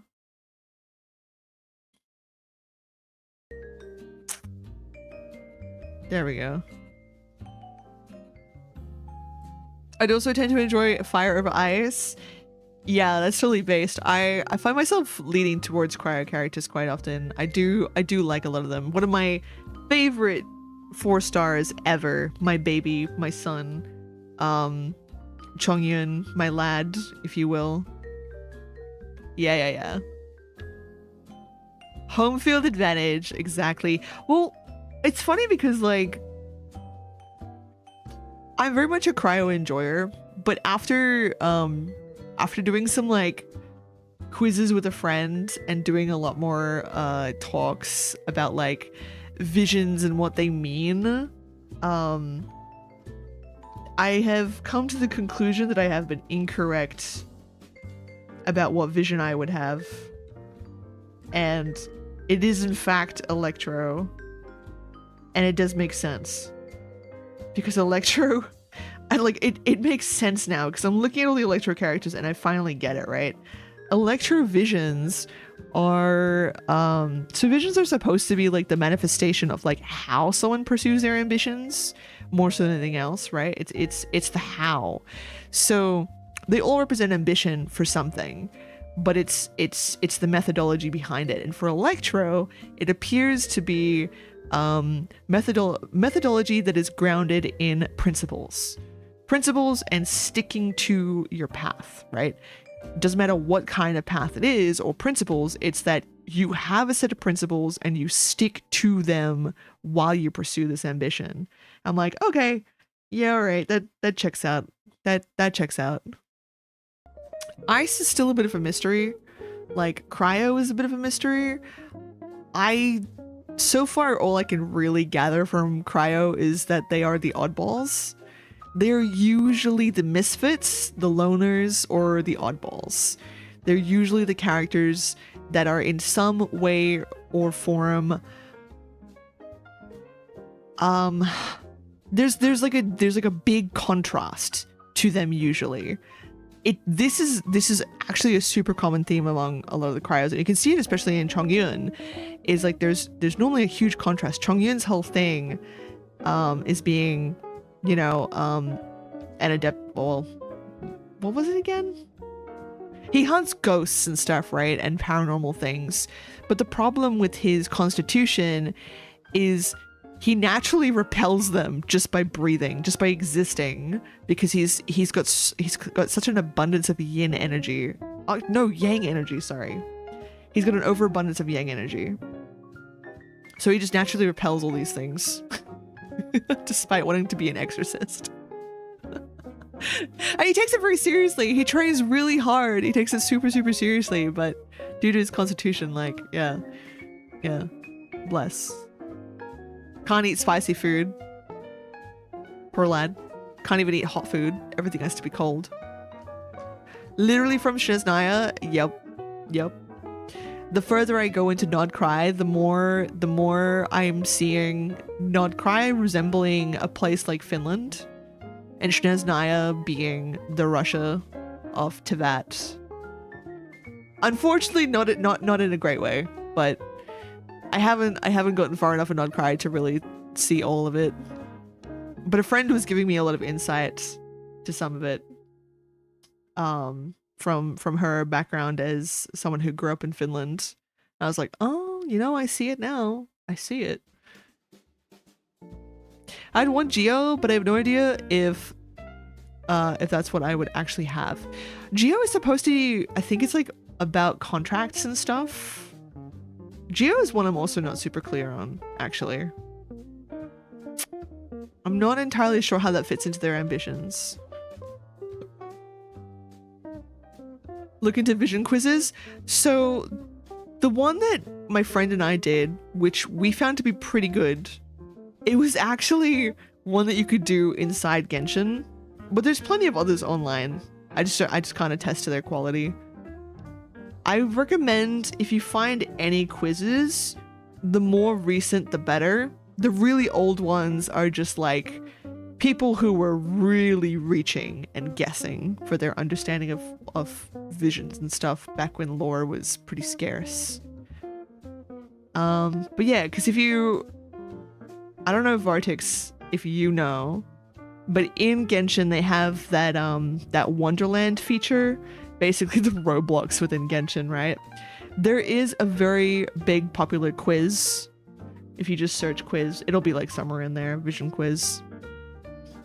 But yeah, you could always take one of those and see what they say, because they have little descriptors for each of them as well. It also gives you a percentage.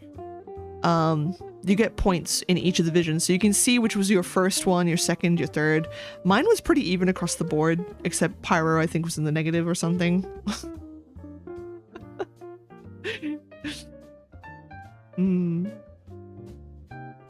That was just coming out when I stopped? Yeah. The mannequins and all that jazz.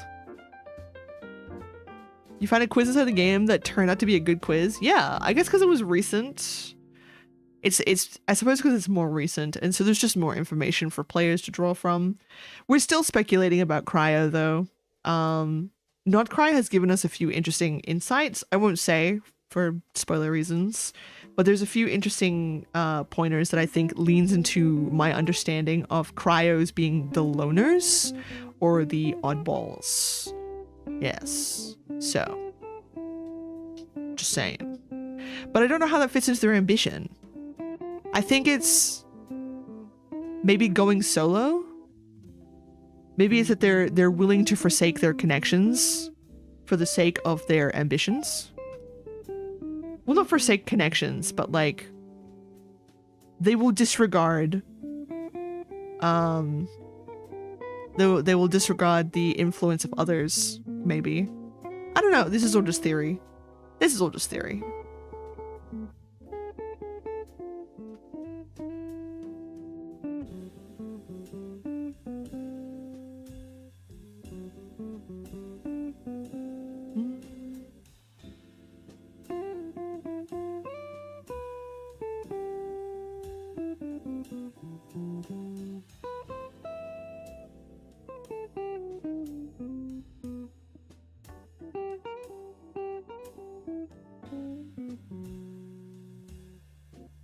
Oh, you know what? That's the problem.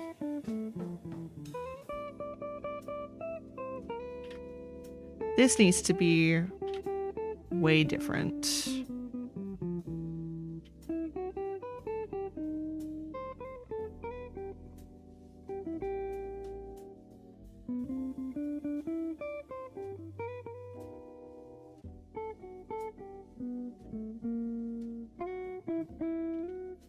Oh, but if it's that far down, then it's not gonna give the shape that I'm looking for, so let's try that again.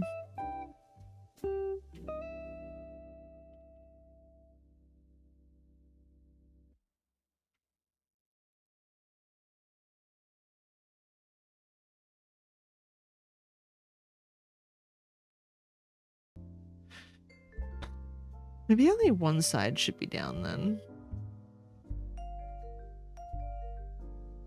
But the problem with that is then like the entire jacket is kind of like hanging on for dear life, you know?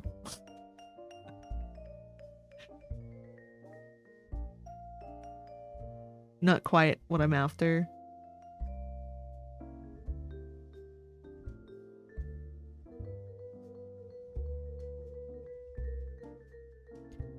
I do where it's only like partially leaning down like this.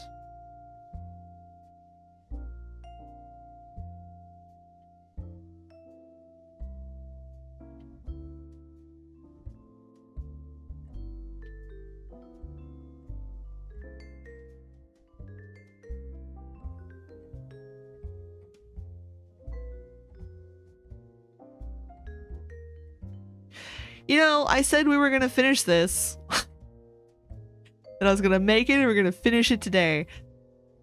So, about that.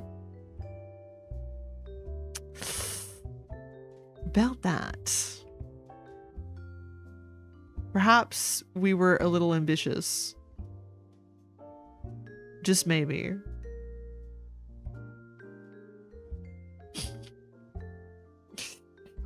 Who can say?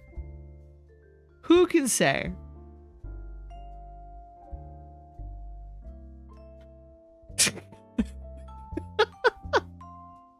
Yeah, ha ha ha. Ha ha ha ha. We're definitely finishing this today. Knowing my pace.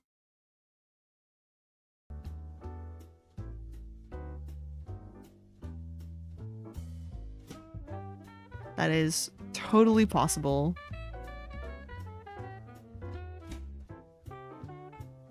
Sure, that we'll just have to do, I think, with the kid. I like that we've got a little bit of both here, though, because I just wanted to give a little bit more life to the child version. The teen is where, like, you can just see all that anxiety has settled in. Poor kid is not having a great time. He's learning. He's learning about a great many things.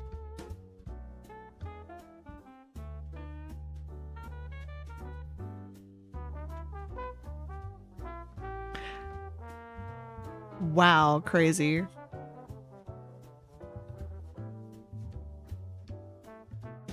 What the? I'm sorry.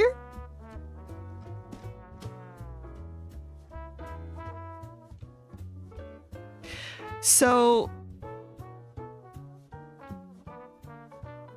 that got through the filter. Jeez. Vile, actually.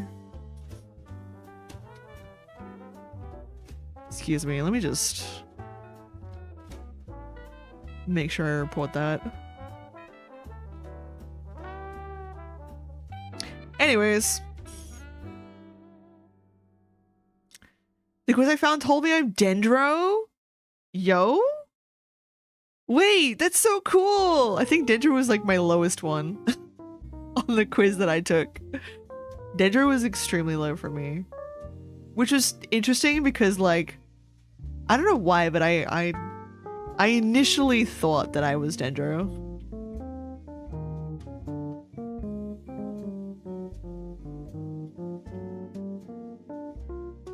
But I think it's because Dendro is supposed to be like... It's not wisdom per se, but it's like... It leans into a form of like rationalization.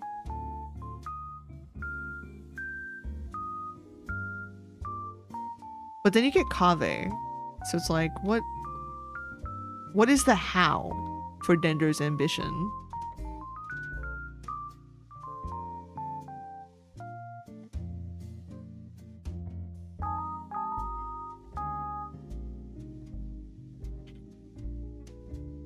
You wanted it because it's green? Don't out me like this. No.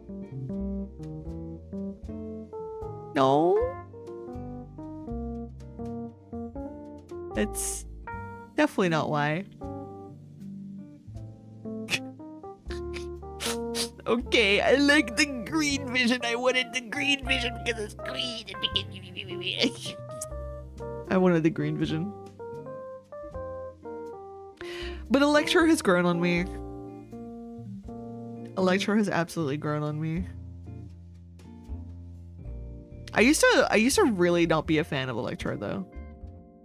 I think it's because there wasn't really very many Electro characters that I vibed with.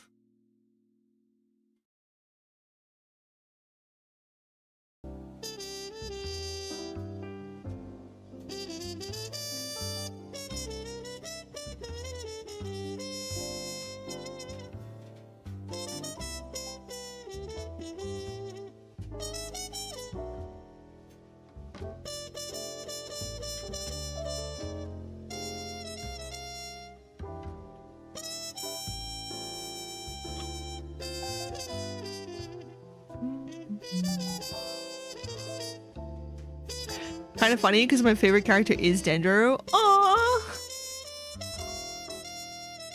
You love to see it. Yeah, like a lot of the really good characters are Dendro though. I love a lot of Dendro characters.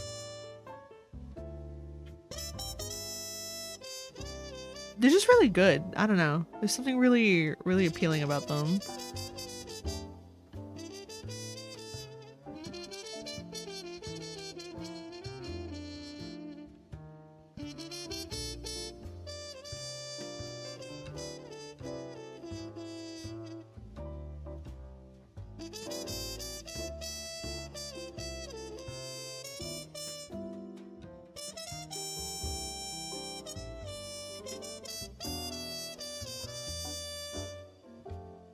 Alright, I need to figure out what I'm gonna do with Momo's pants as a teen. I like the baggy pants. I don't know if I'm crazy about it though. About the way they were done here. Favorite is Kaveh! Oh, yes! Kaveh is good. We love Kaveh in this house. We love Kaveh. We actually apparently were getting fed El Haytham and Kaveh story in the most recent story patch in Genshin, which is crazy. We're all the way in freaking Nodcry. Tell me why El Haytham and Kaveh are there in Nodcry. Why so many characters are there in Nodcry. But apparently the story is getting intense. I don't know what's happening. I've just seen people screaming about it. I'm like, please, no. The spoilers. So I've been avoiding it until I can get there myself. But apparently they do reappear. Yeah. the recurring joke so far is like it's like the tea for like the recent story, and it's just people like things are on fire. The story is like getting really, really intense on like a global scale or something, and then everyone's just like, ah, this is the story though, and points to just El Haytham and Kaveh arguing with each other while everything's like burning down. It's like, yep. This is how we get our crumbs.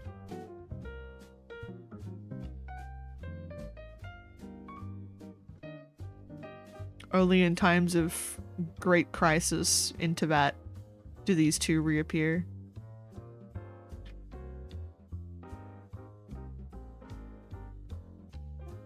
Alright, so tail is a little bit longer now.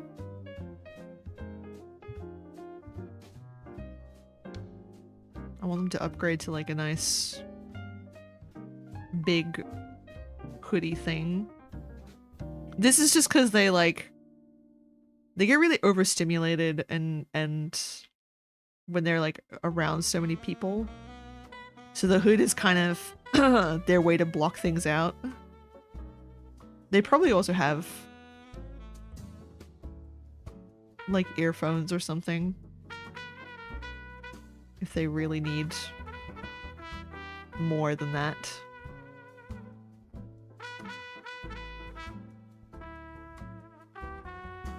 But yeah, this is when Momo starts to get a little bit more drawn back into their shell in the teen years. Poor baby, just figuring things out, really.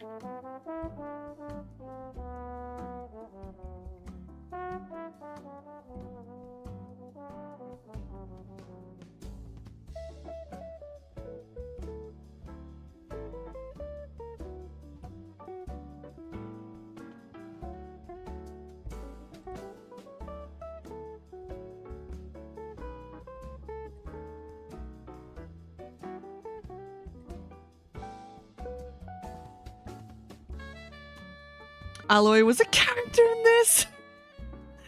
Yep. I forget every time that she is indeed a character in this. It's a shame though. It's a collaboration that really just, I don't know, fell kind of short. The only collaboration Genshin has done, and I feel like ever since they've just not dared to try ever again. Whereas Honkai Star Rail, they're like, hey, have these Fate State characters, and everyone goes rabid over it in like a good way. Meanwhile, Genshin points to Aloy. What is this?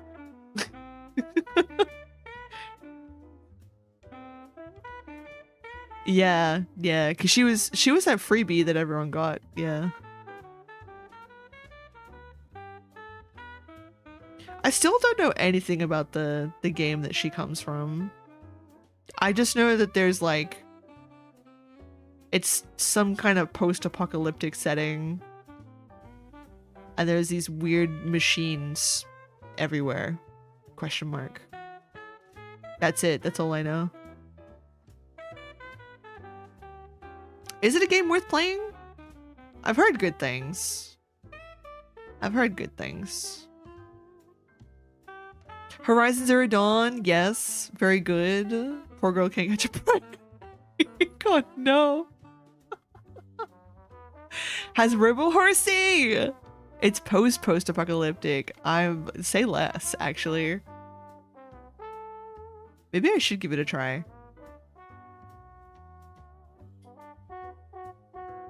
Is it on PC or say it's worth playing? Hell yeah. Because I mean, I'd be down for a good story focused game. Always the question of where the heck in my schedule do I squeeze in a story focused game?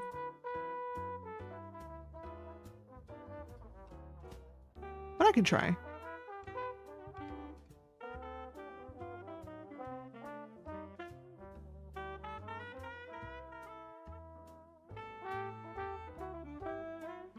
It's on Steam, was made for PlayStation, so it does have a PC version. Okay, cool. Because I do not have, not a very recent PlayStation.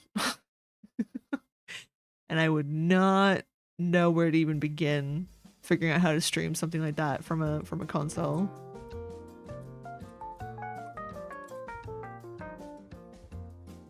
Yeah, maybe I should add that to my my ever-growing list of games I should stream if and when I find the time. Because yeah, I genuinely know nothing about the game. The most I know about it is literally because of Alloy and Genshin, and that's it. And maybe the occasional thing my brother told me once a very long time ago when he played it.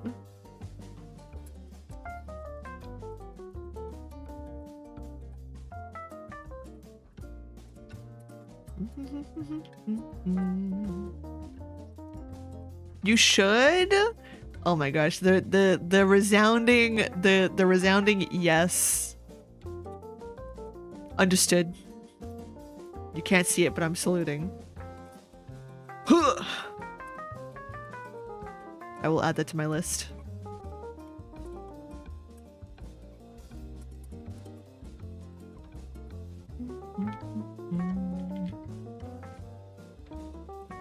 Because I know we still technically do to get back to Dragon Age as well. That one's been sitting on the back burner for quite a while.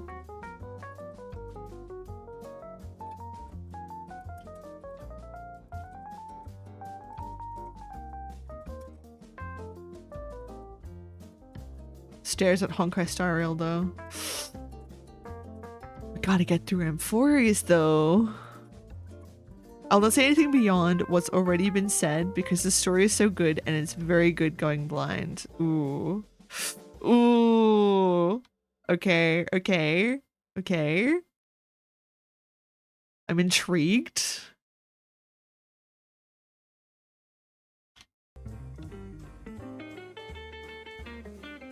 Yeah, I think that's like the one thing I understand about Horizon Zero Dawn.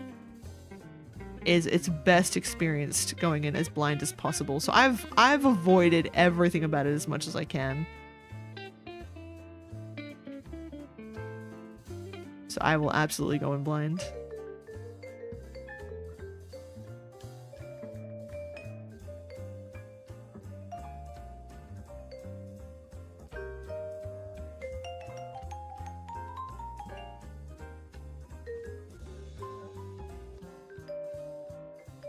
There you go. Gotta get the slightly drooping eyes.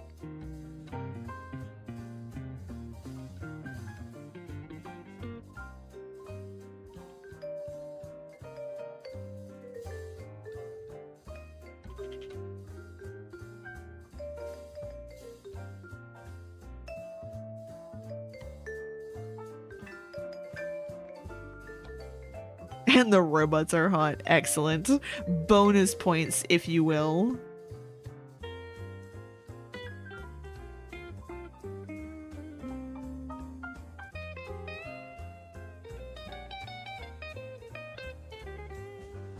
I'll have to add that to my wish list after stream.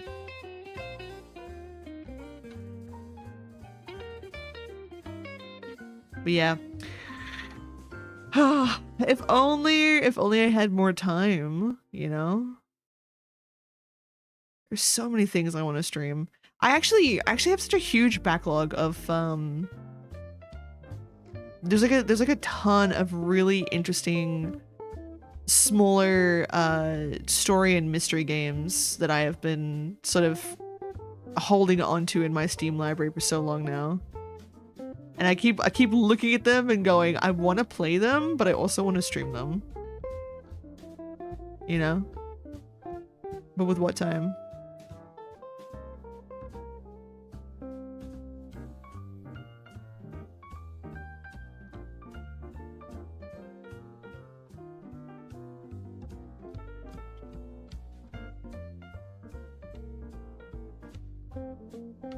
Alright, you've got kind of messy hair, but not crazy. It's just typical teenager who's not brushing their hair every single day, you know? This is the kid that will go to sleep with their hair tied up and then wake up the next day and be like, yeah, it's fine. I don't need to redo my hair. Lo and behold, they'll pay the price for their crimes when it comes time to brush their hair again. They feed the vicious cycle. the vicious cycle known as, I don't want to brush my hair because when I brush my hair, it hurts. Do you know why it hurts, buddy? Do you know why it hurts? Huh? Tell me? It's because you don't brush it every day. Therein lies the problem. You are the problem.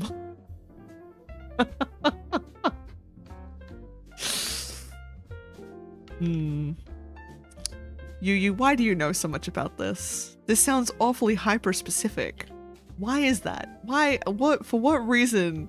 What reason would you be speaking so knowledgeably on something like this? Well, once upon a time, I was that dumb teenager who was like, yeah, my hair's fine. The next day, tries to brush it, cries in agony. I have very much since learned that's not what you do.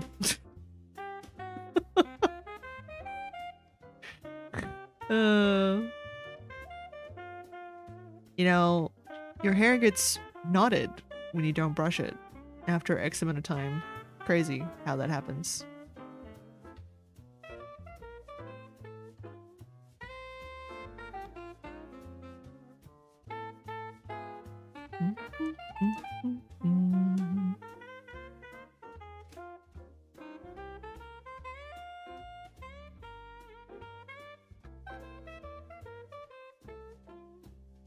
My teenagers were spent with me sleeping with 8 long braids like a gorgon. That's such a mood. That's a real mood.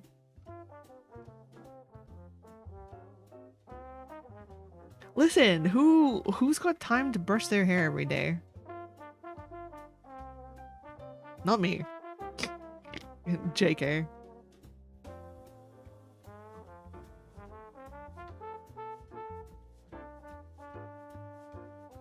Nah, I just had like I feel like this was such a typical neurodivergent kid experience though.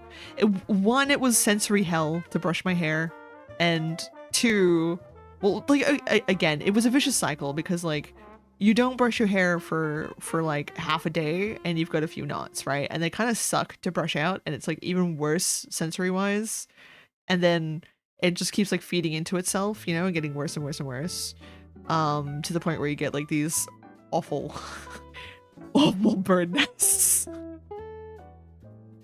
And trying to brush those out because you're at a point where it's like it's a point of no return. You gotta fix the problem, you know. And you finally get to the point where you gotta fix it, and you're regretting all of your life choices in that moment right then and there.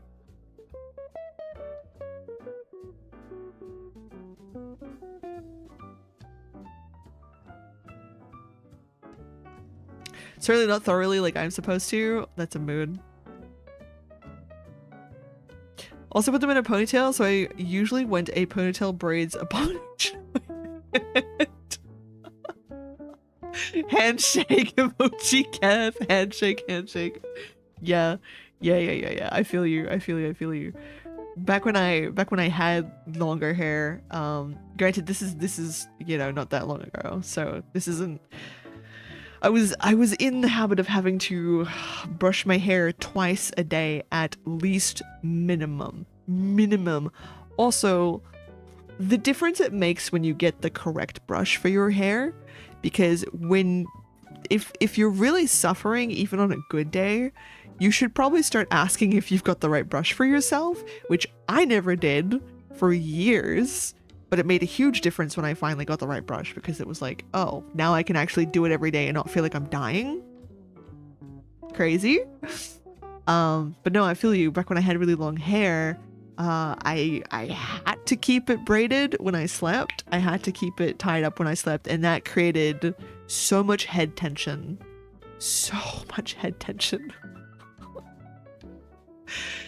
Because then I would have to undo it and redo it in the morning. So my hair was basically braided 24/7. There was no rest.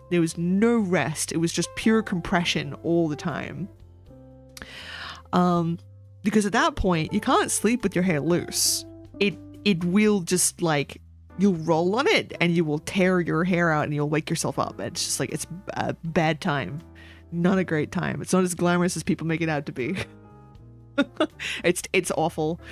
I don't recommend it. So yeah, and it's no wonder that I had actually developed so much tension in my scalp just from like years of keeping my hair tightly braided day in, day out, and even through the nights for years actually. And only now am I starting to feel like my scalp is relieving a lot of that tension, even now, which is crazy. It does something to you. It does something to you. Because there used to be, if I feel for it, right at the back of my head, like where the braid would normally start, there was just a massive sensitive part of my scalp where if you pressed against it, it would hurt. It would hurt. So like, and only now has that sensitivity like gone back down again to something more normal. So no, I don't recommend doing that actually. I don't recommend doing that. You gotta give your scalp time to breathe. Don't build up all that tension.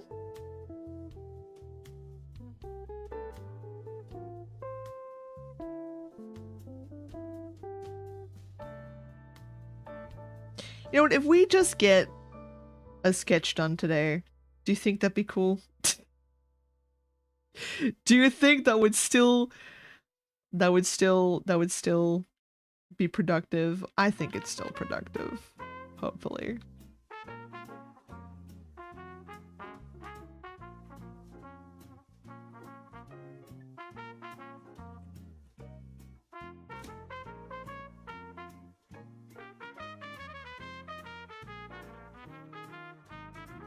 Let's do like a wrap here.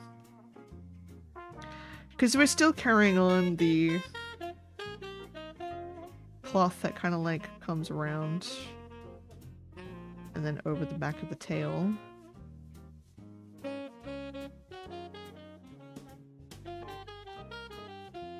Oh, what if they had tail decorations? What if they had like a cute thing that like goes over their tail when they're older? Hold on, I kind of vibe with this. Speedrun? Now we slow running the whole thing. Me speedrun art? Never.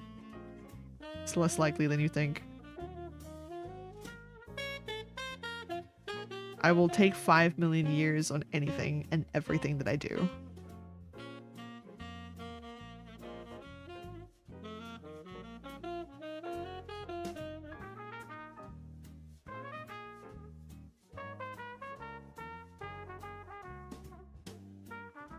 I mean, I kind of like the full baggy pants like this. I do think it gives the silhouette that I was looking for in the original design, but gave up on.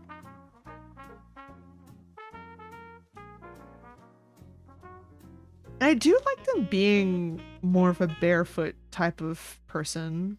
Like they enjoyed like being barefoot more than wearing enclosed things like shoes. But if they have to, I suppose they would like wear sandals or something.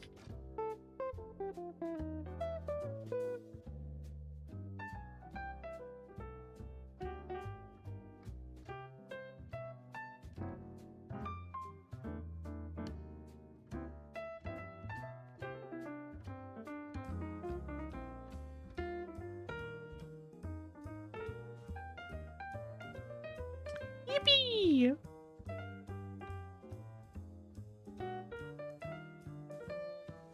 Child Momo.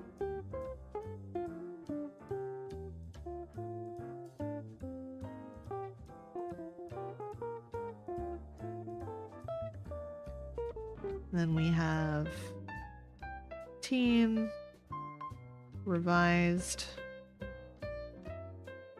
And then I think if we just sketch the adults, I'd be happy with that. Because then we can Just go in and get all the colors and stuff sorted another day.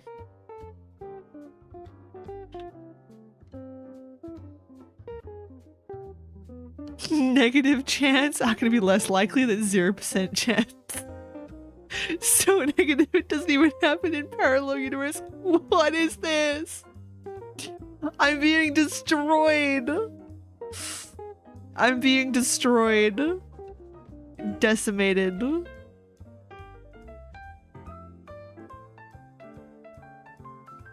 I can't believe this.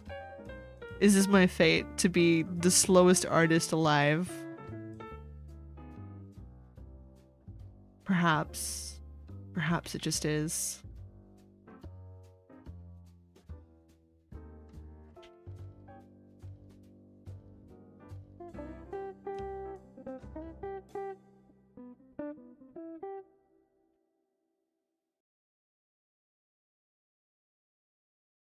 If we take multiverse theory from Steins Gate, it doesn't happen in either strand A or B. Never.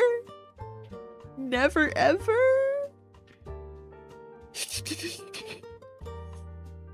Am I doomed? Am I doomed to forever be a slow artist? Is this my lot in life? Is this how the cookie crumbles for me? Truly.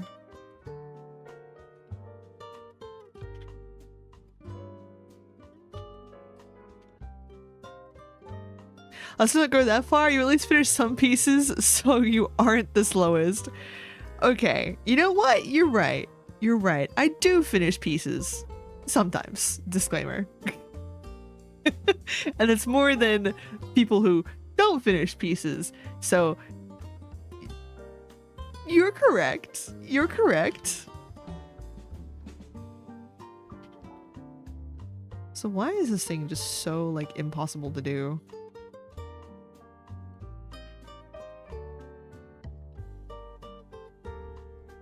I'll just go with that. Good enough.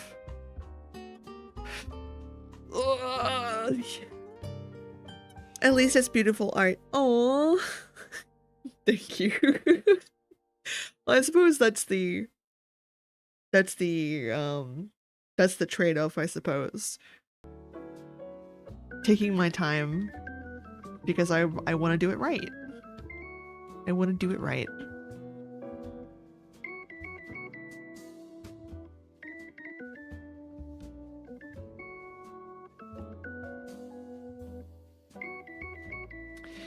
Oh, you know what?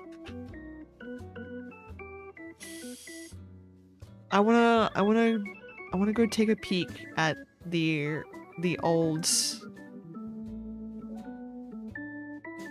attacks that we got from Momo last year. Let's take a look. I wanna go see some of. Where's the menu for it? There we go. Remember the really big one? This was insane. I remember this. This was so cool. This was so very cool. I think, hold on. If I do... There we go. Like that. This was such a cool piece. Yeah. The fact that it fit so many OCs, but also like what a testament to how big an impact this game had, right? And then there's Momo. Ah!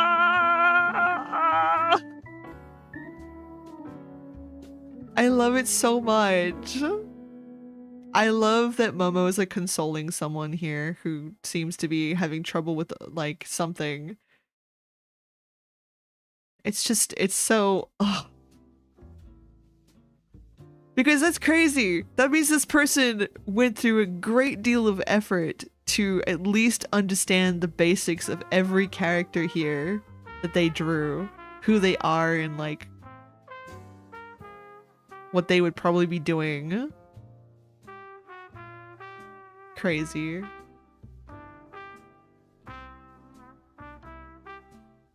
Ugh. How am I supposed to compare? How am I supposed to compare? You know? Because I said I wanted to do an exocolonist thing, a big collab thing this coming year, if possible.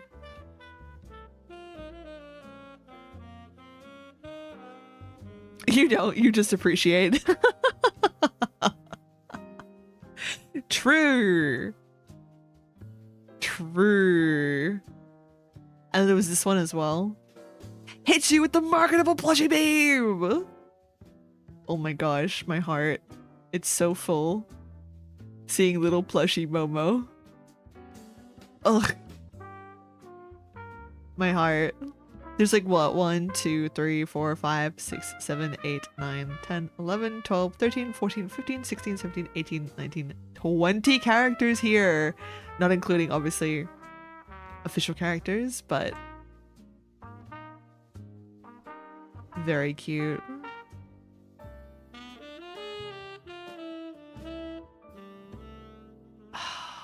Man, this community is so cool. I was thinking of doing something tarot card related this year, but I don't know. We'll see. We'll see what happens when they drop the theme. We'll see what happens when they drop the theme, because that's supposed to drop when? It's soon, I think. June 14th. That will be this coming Sunday. Team reveal. And maybe I can get some inspiration on what to do there. Oh man, all these Momo pieces. My heart full. I see Eerie pops up quite a bit as well. Don't compare. Ugh, you're right. You're right. I gotta be better about that. Again, another full collaborative piece. So many characters here. Momo! I love seeing Momo in other people's styles. It's just, I don't know why. It just tickles my brain. That just tickles my brain. And you can see like recurring faces as well. There's like a ton of characters that you can see that have appeared a few times now. I love it there as well.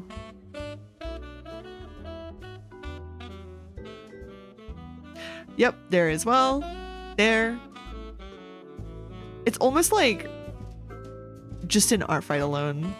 You just get this sort of like almost tangible teenage exocolonist community. Like they're a real colony. It's great. Just great.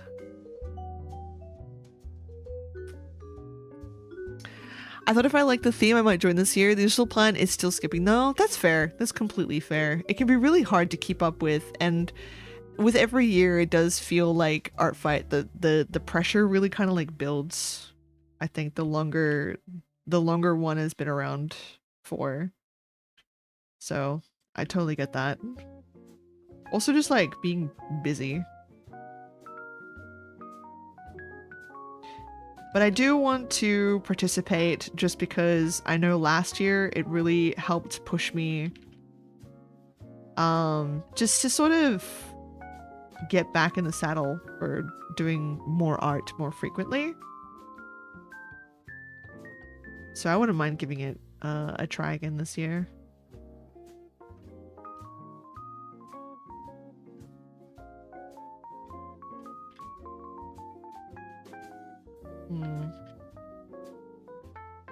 Momo's initial pose here is pretty good, honestly.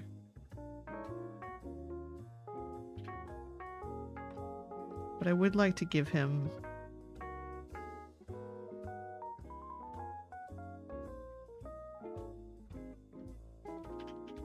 a fresh spin.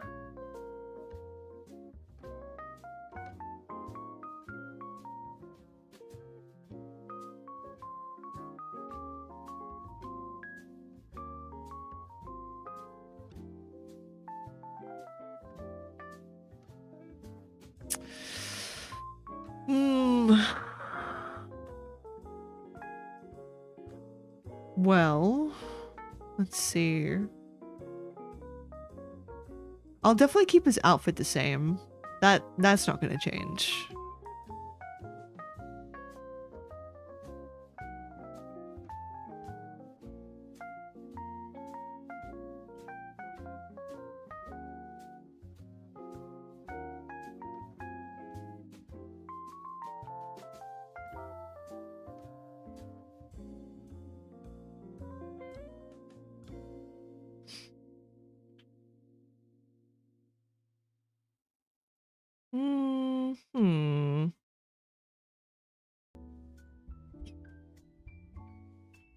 I would do a front and back, but geez, it's so much work actually. Just thinking about it makes my hand go,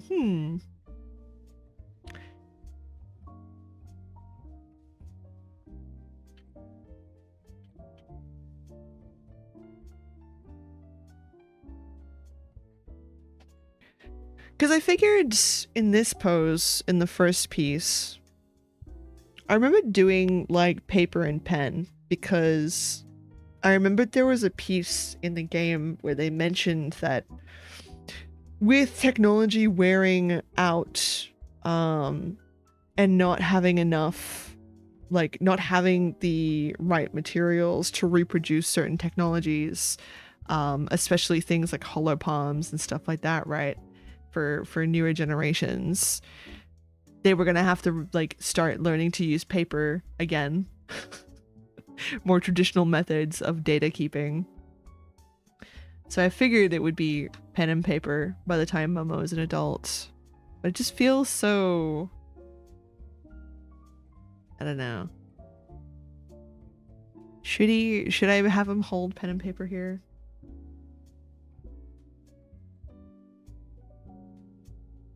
But then what does he do with his hands? He's not holding something. What is he doing with his hands? Maybe he's thinking.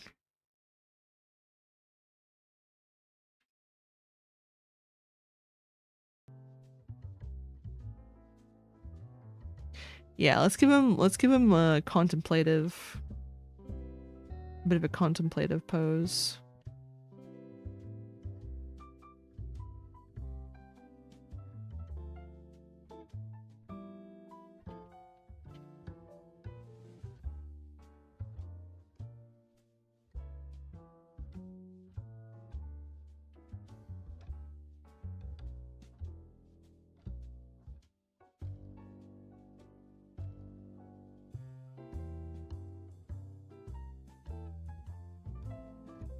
Hand on hip and everything.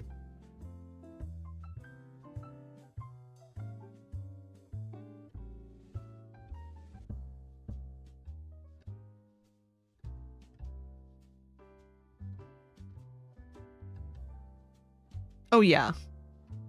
I see the vision now. I can get behind it.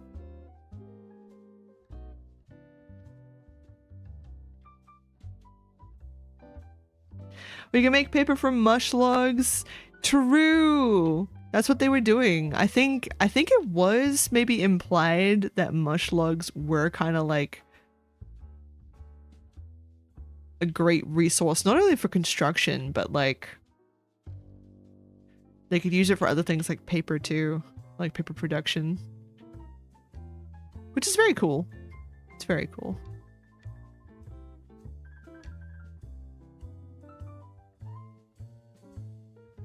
So they definitely would, they definitely would have all like the traditional means.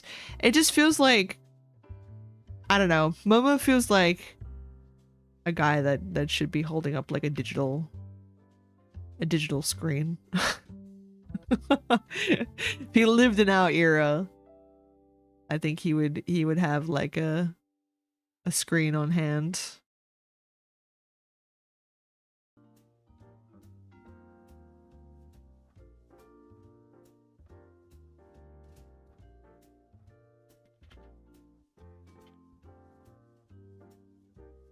Alright, so got kind of the band coming around here.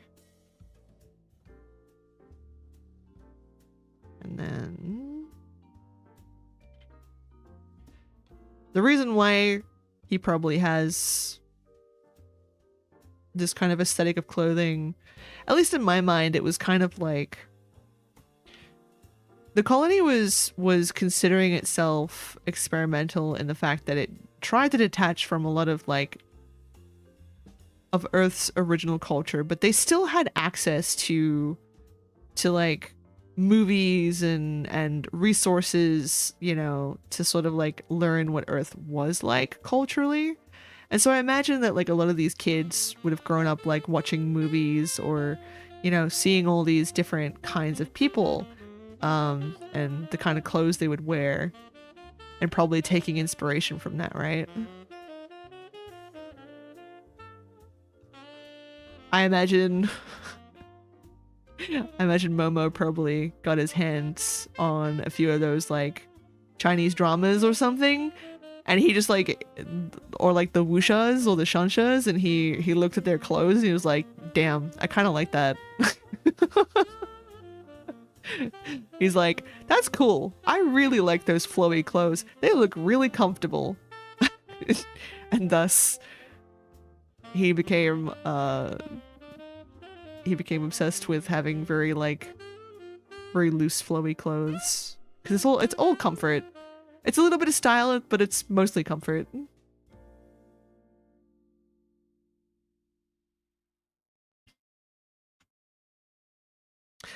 Suddenly got the desire to revisit my poor child, Milquetoast. Oh my gosh, please do it. Hell yeah. Absolutely. I think that's a great idea.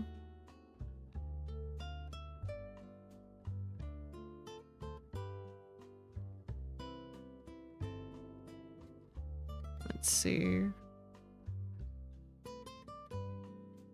We'll make it so it's still like this.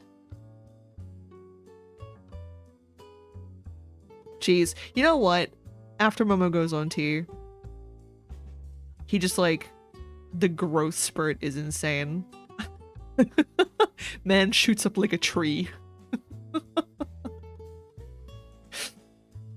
But it's I love showing the depiction of like, so like as a child, Momo is like a lot more carefree, and very curious and explorative, a bit more like in their nature. But then they get really like socially anxious as a teen, not really sure who they are and what they're doing, and then they really come into their own by the end of it.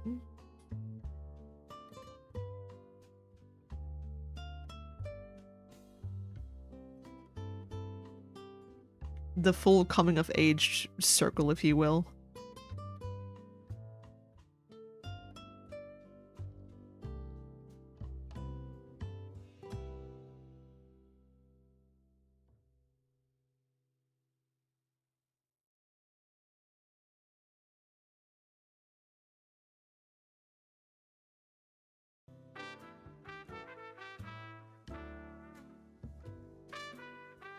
There you go, Momo. Actually, no, I do like the more like curvy, loose free tail. I imagine Momo likes to pick things up with his tail more than his hands. Wait, yes, hold on, wait, brain blast. The reason why I was like, man, I don't know about holding pen and paper in hand. Reason being, Fool is carrying like a pen in his tail at like all times or something, like a little stylus. It's just like a little pen or something, just while he's like thinking, contemplating.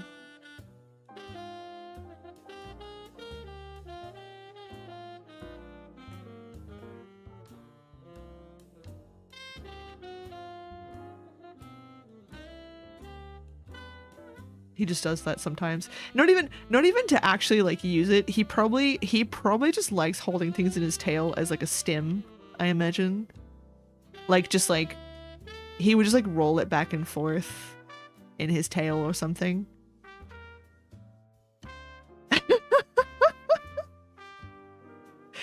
It all comes back to the stimming, I tell you.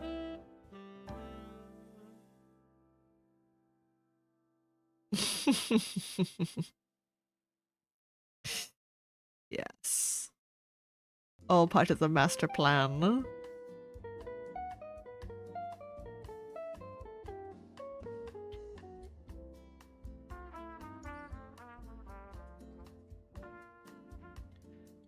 And only now in adulthood does he finally be like, okay, fine, I'll actually wear shoes. Fine. If I must.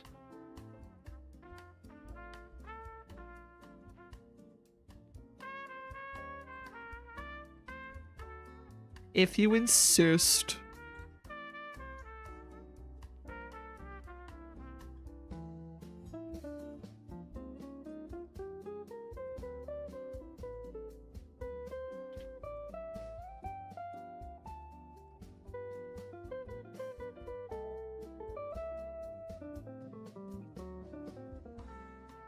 I love some tail dexterity. Me too. Me too. It's always great, like, when a character actually has, like, a tail, to actually kind of treat it as an extra appendage that the character uses, much like how they would their arms and legs to express themselves. Because I feel like it's a common pitfall I think I see a lot of, like, depiction of characters with tails fall into. There's so much lost opportunity for, like, expressiveness in showing how they would use their tail, very much like how they would use their hands.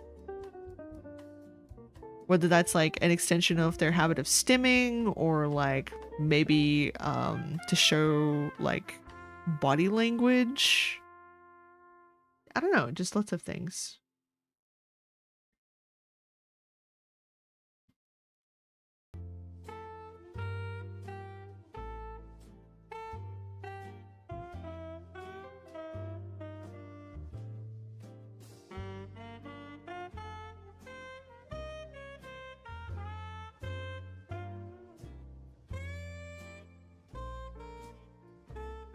Being able to actually use a tail is always fun. One can imagine.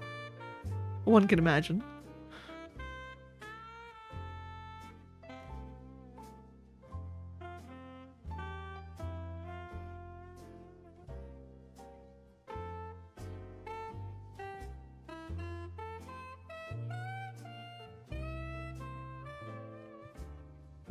Jeez, Momo, you were so tall. You're so tall, buddy. What the heck? When did this happen?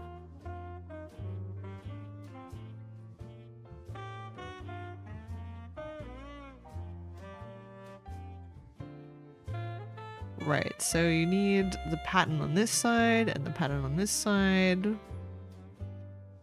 There's a few things hanging from your little sash here. Probably some like, oh gosh, yeah, because he would if he got the idea from like all of the like Earth stuff that he watched, because he was pretty into a lot of the Earth stuff, more so than most other kids.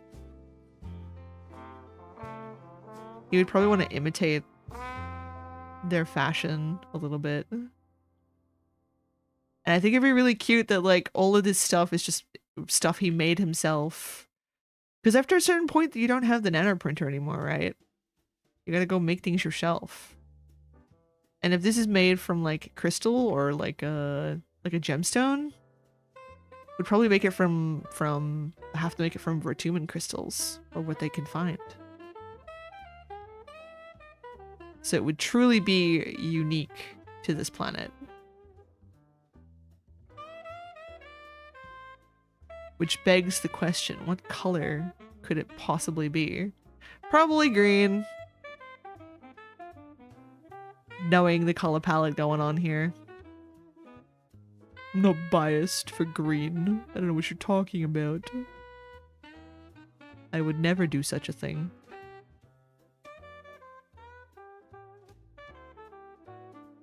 Green is just a good color, and people can fight me on this.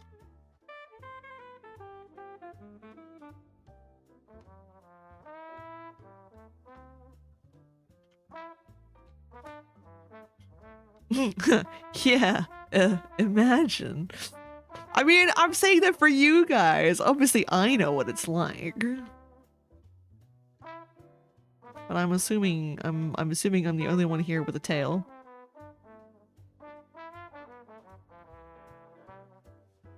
I give Momo round glasses instead of the square ones.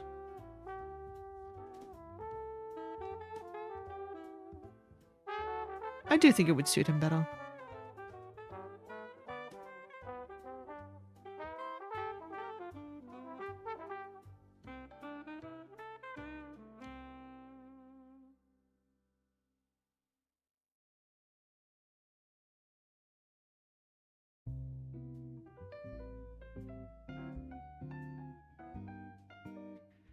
Hey, it's my boy. He's finally appearing. Now I just have to do his hair. Then he's done. And then we can call the sketch phase a day. Damn, it took us so long! Grumble, grumble, grumble. Oh well. Like we said before, at least it's being done.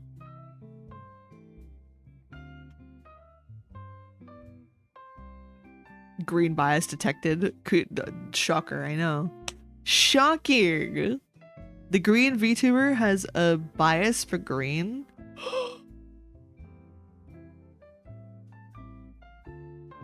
Insane. We should know what my favorite color is. Honestly, there's so many good colors out there. I don't blame you for not having one favorite color. I just have an abnormal obsession with green, which only developed very recently, to be honest. But I think a part of me has always liked green. I do like a lot of colors, though. Unless you can get the nanoprinter to make the parts of another nanoprinter, then you can just put together, and so you always have one. True. I don't know why they didn't do that in the beginning. Maybe there was a limitation. Maybe there was like a mechanical limitation in terms of like specific materials, or like lacking just like a specific component that could not be created by the nanoprinter. Maybe. Because I think that was an issue that they were addressing with the holopalms, is that eventually because if they couldn't find certain rare earth metals that were required for some of Earth's basic technology, then a lot of things that they relied on from the ship were going to have to be slowly phased out until they had like spent more time adapting. Alternatively, unless they can find like an alternative material, but it was never really covered in the game if they were able to. Then again, I have not done a full engineering pathway before in the game. I do wonder what we would find and what we would learn. I know we have a lot to cover with congruence through an engineering pathway, which we've yet to do. But because they ran out of the material it needed, other than the machine not working, well, the issue was that they had the machine and they had the material, but before we even ran into the running out of material issue, because the nanoprinter, it weirdly enough, I think the concept was that they had the recycler, the waste recycler, and essentially dead things, organic matter, pretty much anything and everything would be dumped into the recycler, and that was then created material that the nanoprinter could use. But I assume there's some kind of limitation there as to what it could do with that material. But before we could even address like the issue of why they couldn't make more nanoprinters, is because in that big catastrophe, like the early catastrophe, their nanoprinter was kind of destroyed. Like their one and only nanoprinter was just smashed. So at that point, there was no more nanoprinter, and there was no way they were going to get another one, unfortunately. Such is their life as a far-flung colony in space.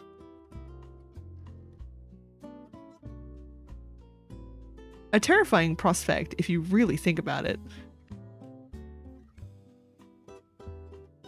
Oh my gosh, Momo! Look at you, you're so cute. Ooh. Sometimes I just draw things and I'm like, damn, that's a cute character that I drew. It happens sometimes. Sometimes I'll draw something and I will actually be happy with it. Momo, you are adorable. You are very cute. I see the appeal now.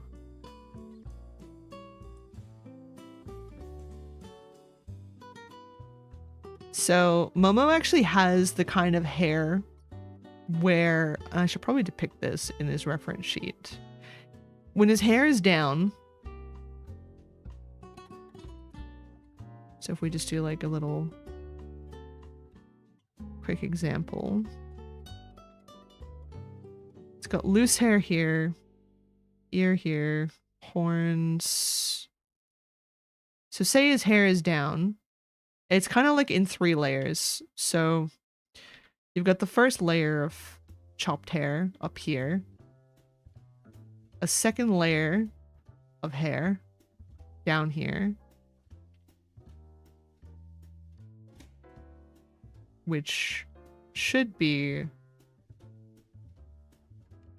this part. So you've got the first layer, which is the bun, second layer, which is this part, third layer is a thin, like a very thin amount of hair that was left to grow at the bottom here.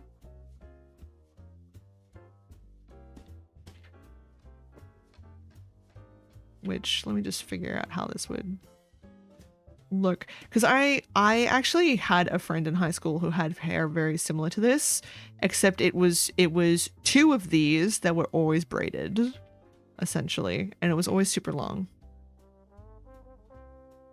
It's one of those like uneven layers sort of styles. But essentially that's what he's working with. He's got layer 1, 2, and 3. That's what his hair is like. Don't ask him how he maintains it.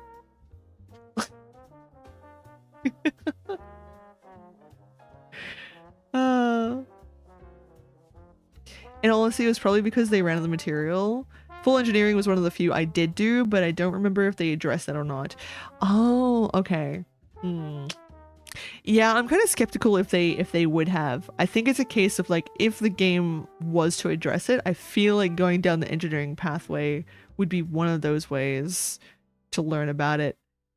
But I guess if it's not there, then maybe it's just never touched upon. Is this game truly a sci-fi horror? Yeah. Yuck. It is. And the whole planet is trying to kill the colony every time. Every year. Sometimes I write a character and go, damn, who made you this thirsty? Wait, that's me.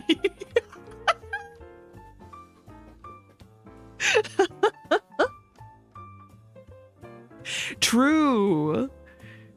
True. Very true, actually. I feel that.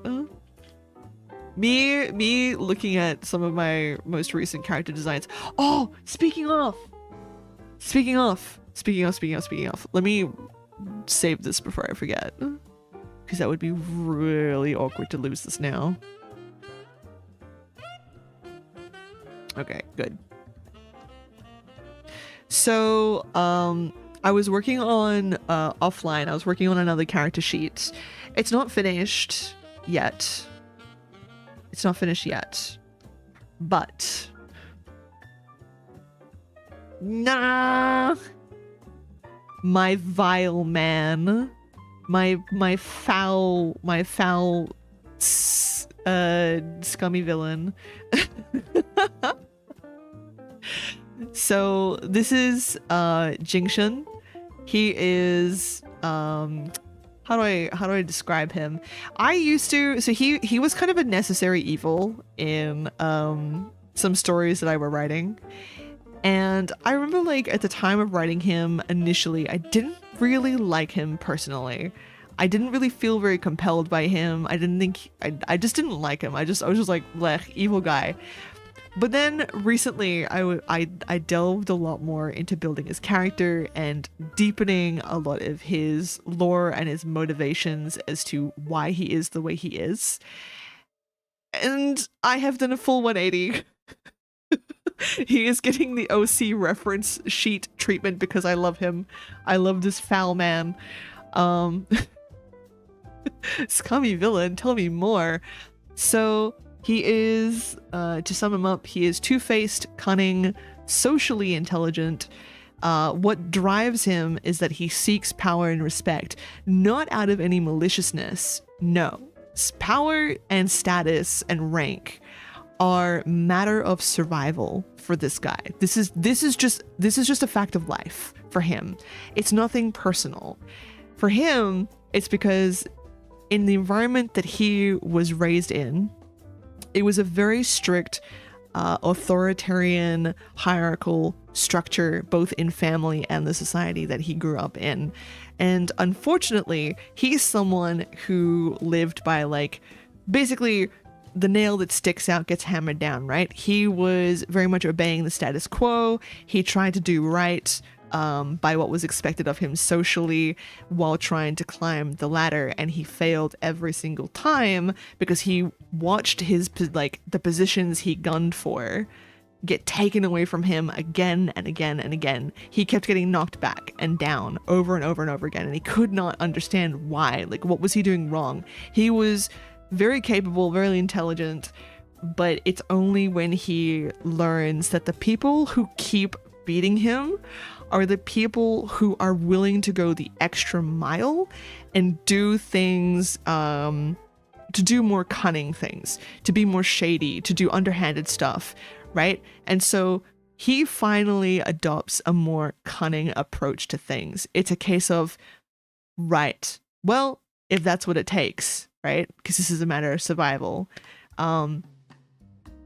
So it's really just who he believes everyone does this. He thinks everyone is just as, like, scummy. He thinks everyone has skeletons in their closet, and normally he's right.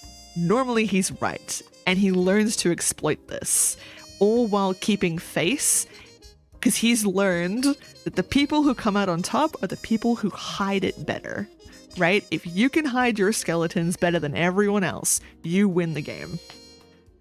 That's him. That's his whole thing, right? That's Mr. Jingshun, Mr. Vile. And he thinks that if he can get to the very top of the chain, he will be safe.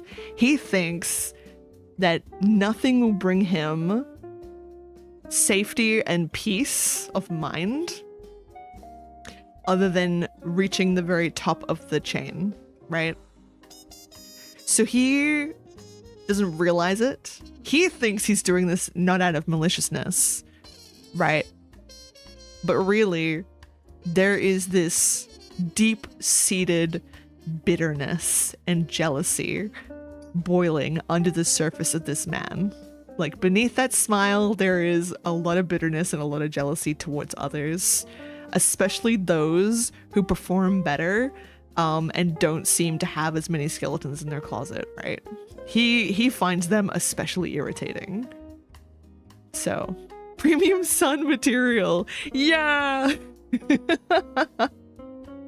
He's not fully wrong. Exactly, right? Right? And that's what finally made him a compelling villain to me, because I really could not understand him in the beginning. I knew what his like antagonistic behavior was. I just couldn't get behind why he did it, right? But now it'll make sense. Now it'll make sense. So, yeah. And you almost feel really bad for him.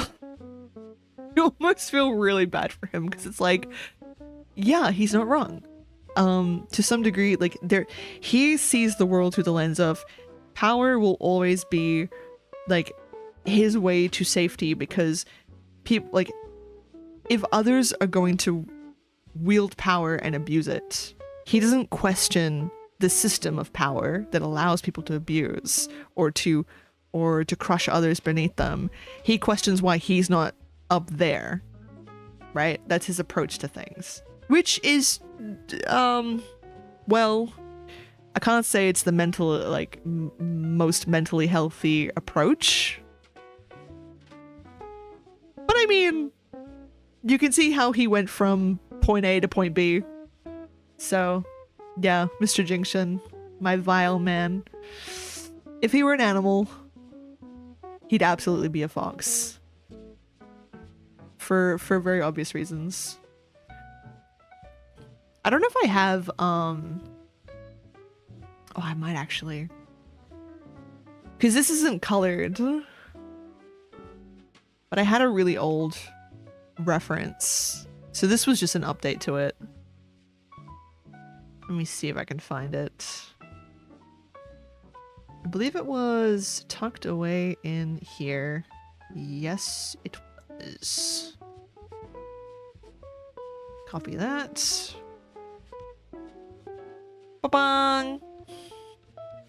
There he is. So this was his very old, very original design. So he still kept a lot of it, but you can see how he's just kind of like,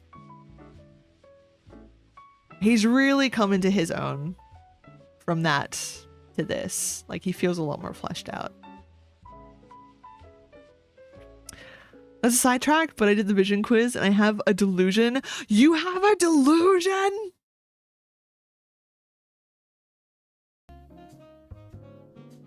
That's possible?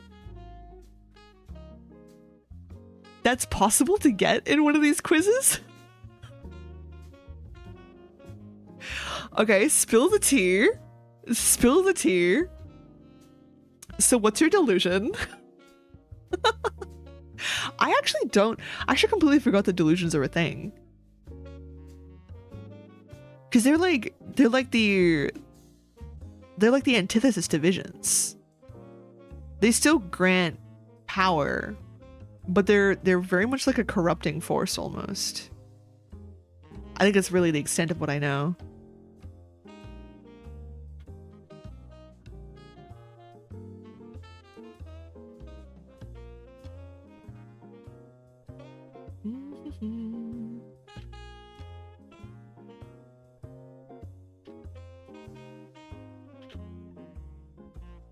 Yeah, apparently. Yeah, crazy.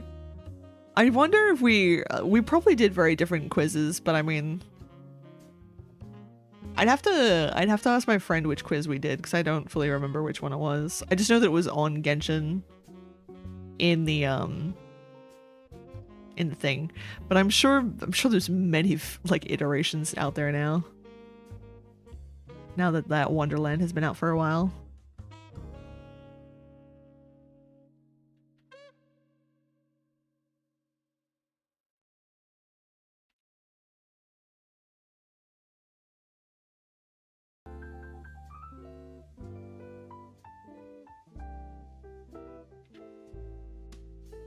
All right, there we go. That's one Mr. Momo. And then obviously where the hair turns into a braid.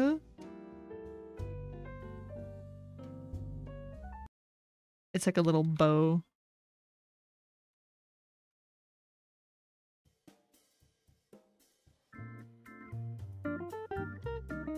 I didn't know they were a thing. Yeah, I actually completely forgot about them. Because that's like the Fatuis thing. Or specifically the Harbingers. Most Harbingers have a delusion. Which I think is given to them by... isn't it given to them by the Tsaritsa? Or am I misremembering? I know that it's like the Harbingers thing. I just don't remember if it was Tsaritsa that gives it to them. I think it is. Which would be kind of crazy. If you think about it, like why is the Cryo Archon doing this? What is your deal, girl?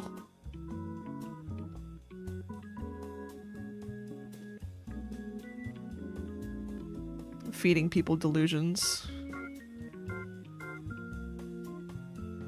Take a picture and put it in the Discord? Hell yeah, let me go take a look. Let me go take a peek. Let's see what it says.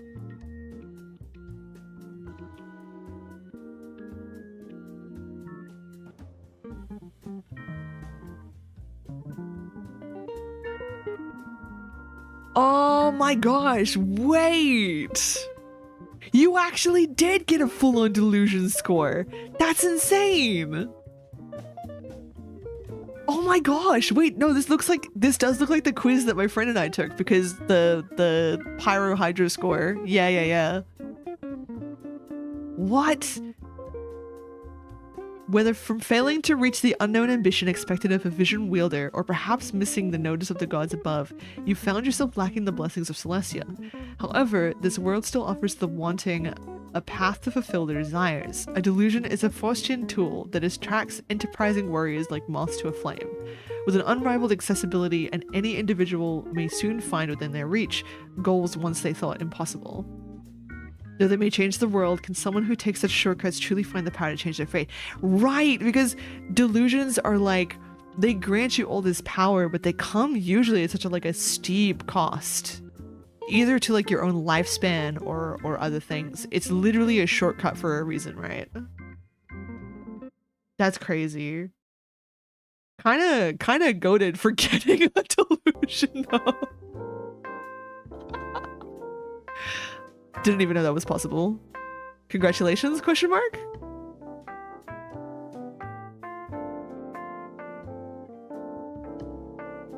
The first thing it mentions is not reaching an ambition, which is very appropriate for me. I am not ambitious. That, honestly, I hadn't even considered. It was like a case of like, I forgot that visions really are just, they are expressions of ambition. And so the key thing to actually earn a vision is to have an ambition for something. And like, it's not, you don't always need to have an ambition in life per se. But I forgot that was kind of like a vision's whole thing. Is first you need an ambition, and then it asks the question of how. How you plan to move forward with that ambition. But also, isn't it kind of cruel of like the Genshin universe to say, hey, sometimes there are people that just don't get visions. But they can get delusions, which could kill them in the process of trying to attain the thing that they want. Like, okay, but if they wanted it, why did they not get a vision, right? Was their ambition not strong enough? Why must they rely on something arguably that requires more sacrifice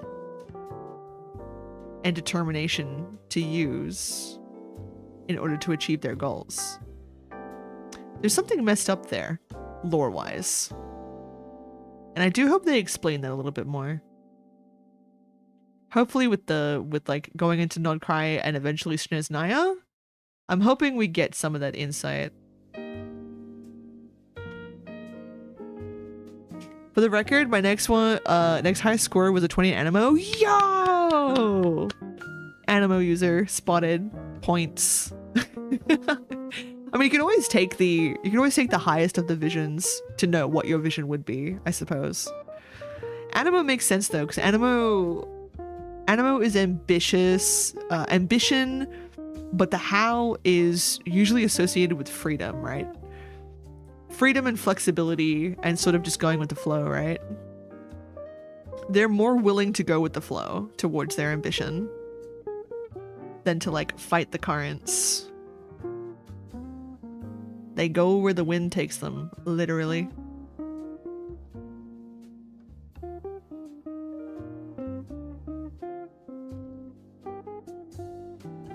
All right, cool. One, Mr. Momo.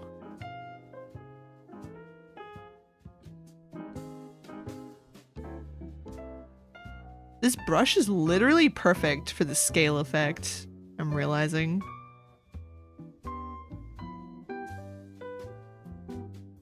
Beautiful. Beautiful.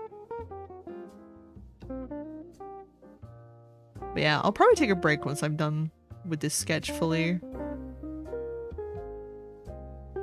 Because we have been at this for a good little while now.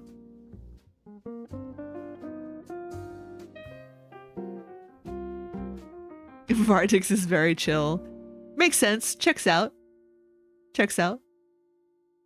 There's also a visionless option, so at least I have a source of power. True! I think true lack of ambition, I think, would end up with visionless, right? Because to end up with a delusion means there is still something you're striving for.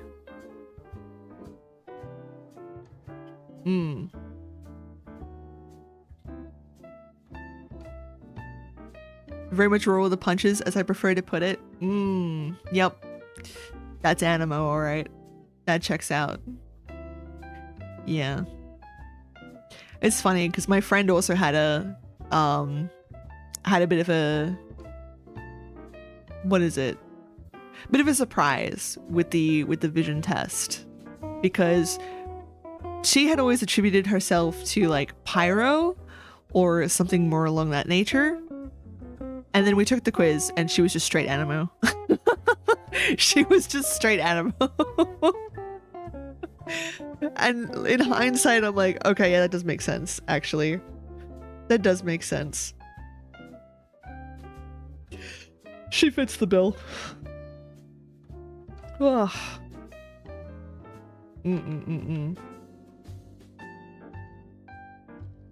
I think the reason why I couldn't see myself as like Electro at first is because to me, Electro sounds like someone who can stick to things, like sticks to their guns. And I'm out here like, I don't know how anyone sticks to anything. But then I realized Electro is like sticking to principles and values and not like backing down on those kind of things. So I was like, oh, that makes more sense. That makes more sense indeed.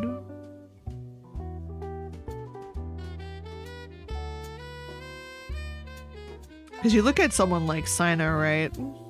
Because Sino's whole thing was like when he became the what is that role that he took? What's it called again? There was a word for it. He took up his like head position, right? Or whatever. He pretty much dedicated himself to his values in that moment, and that's when he got his vision.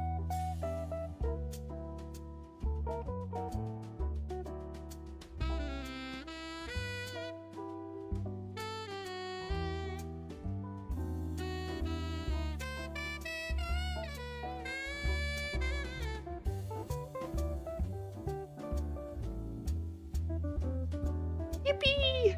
Alright. And just one little dragonfly here, because I can. Why not?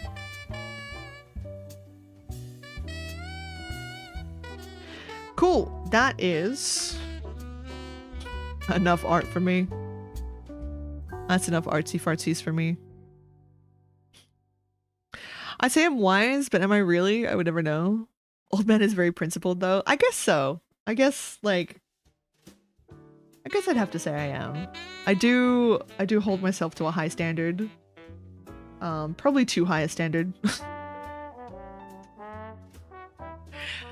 Yeah. Yeah, I don't...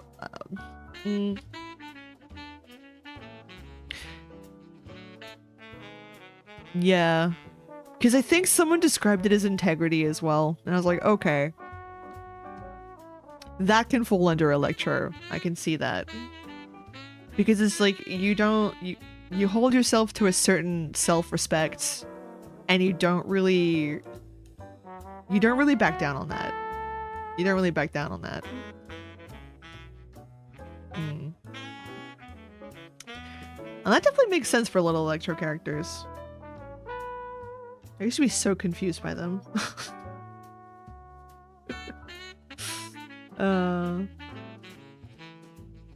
But yeah, all right. So that is all the art done for now. Unfortunately, we didn't really get to coloring or anything like that, but to be fair, just redrawing it was a lot of brain power. But now that that's sorted, I'll be able to just go straight into like coloring and stuff. I will probably do it off stream because there's so much to do. There's so much to do. It's next week, guys. The team's released next week, and then it's how many more days, and everyone's off to the races. So, yeah. But thank you so much, everyone, for coming in to stream today. Thank you for hanging out. Appreciate it as always. I hope you all had fun. I know I did. I am so sleepy though, so I'm probably just gonna go and crash.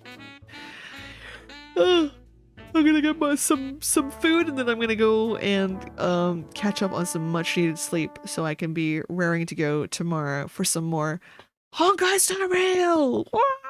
Guys, I'm still reeling. I'm still reeling from what happened last week in Honkai Star Rail. I have been trying so hard to piece all the pieces together because they started to lose me a little bit. There's so much information that they threw at us. Cycles within cycles and like time shenanigans, and yeah, I think I have a rough grasp of events, but I feel like things will be explained a bit more as we go forward. But yeah, crazy. I'm excited for tomorrow.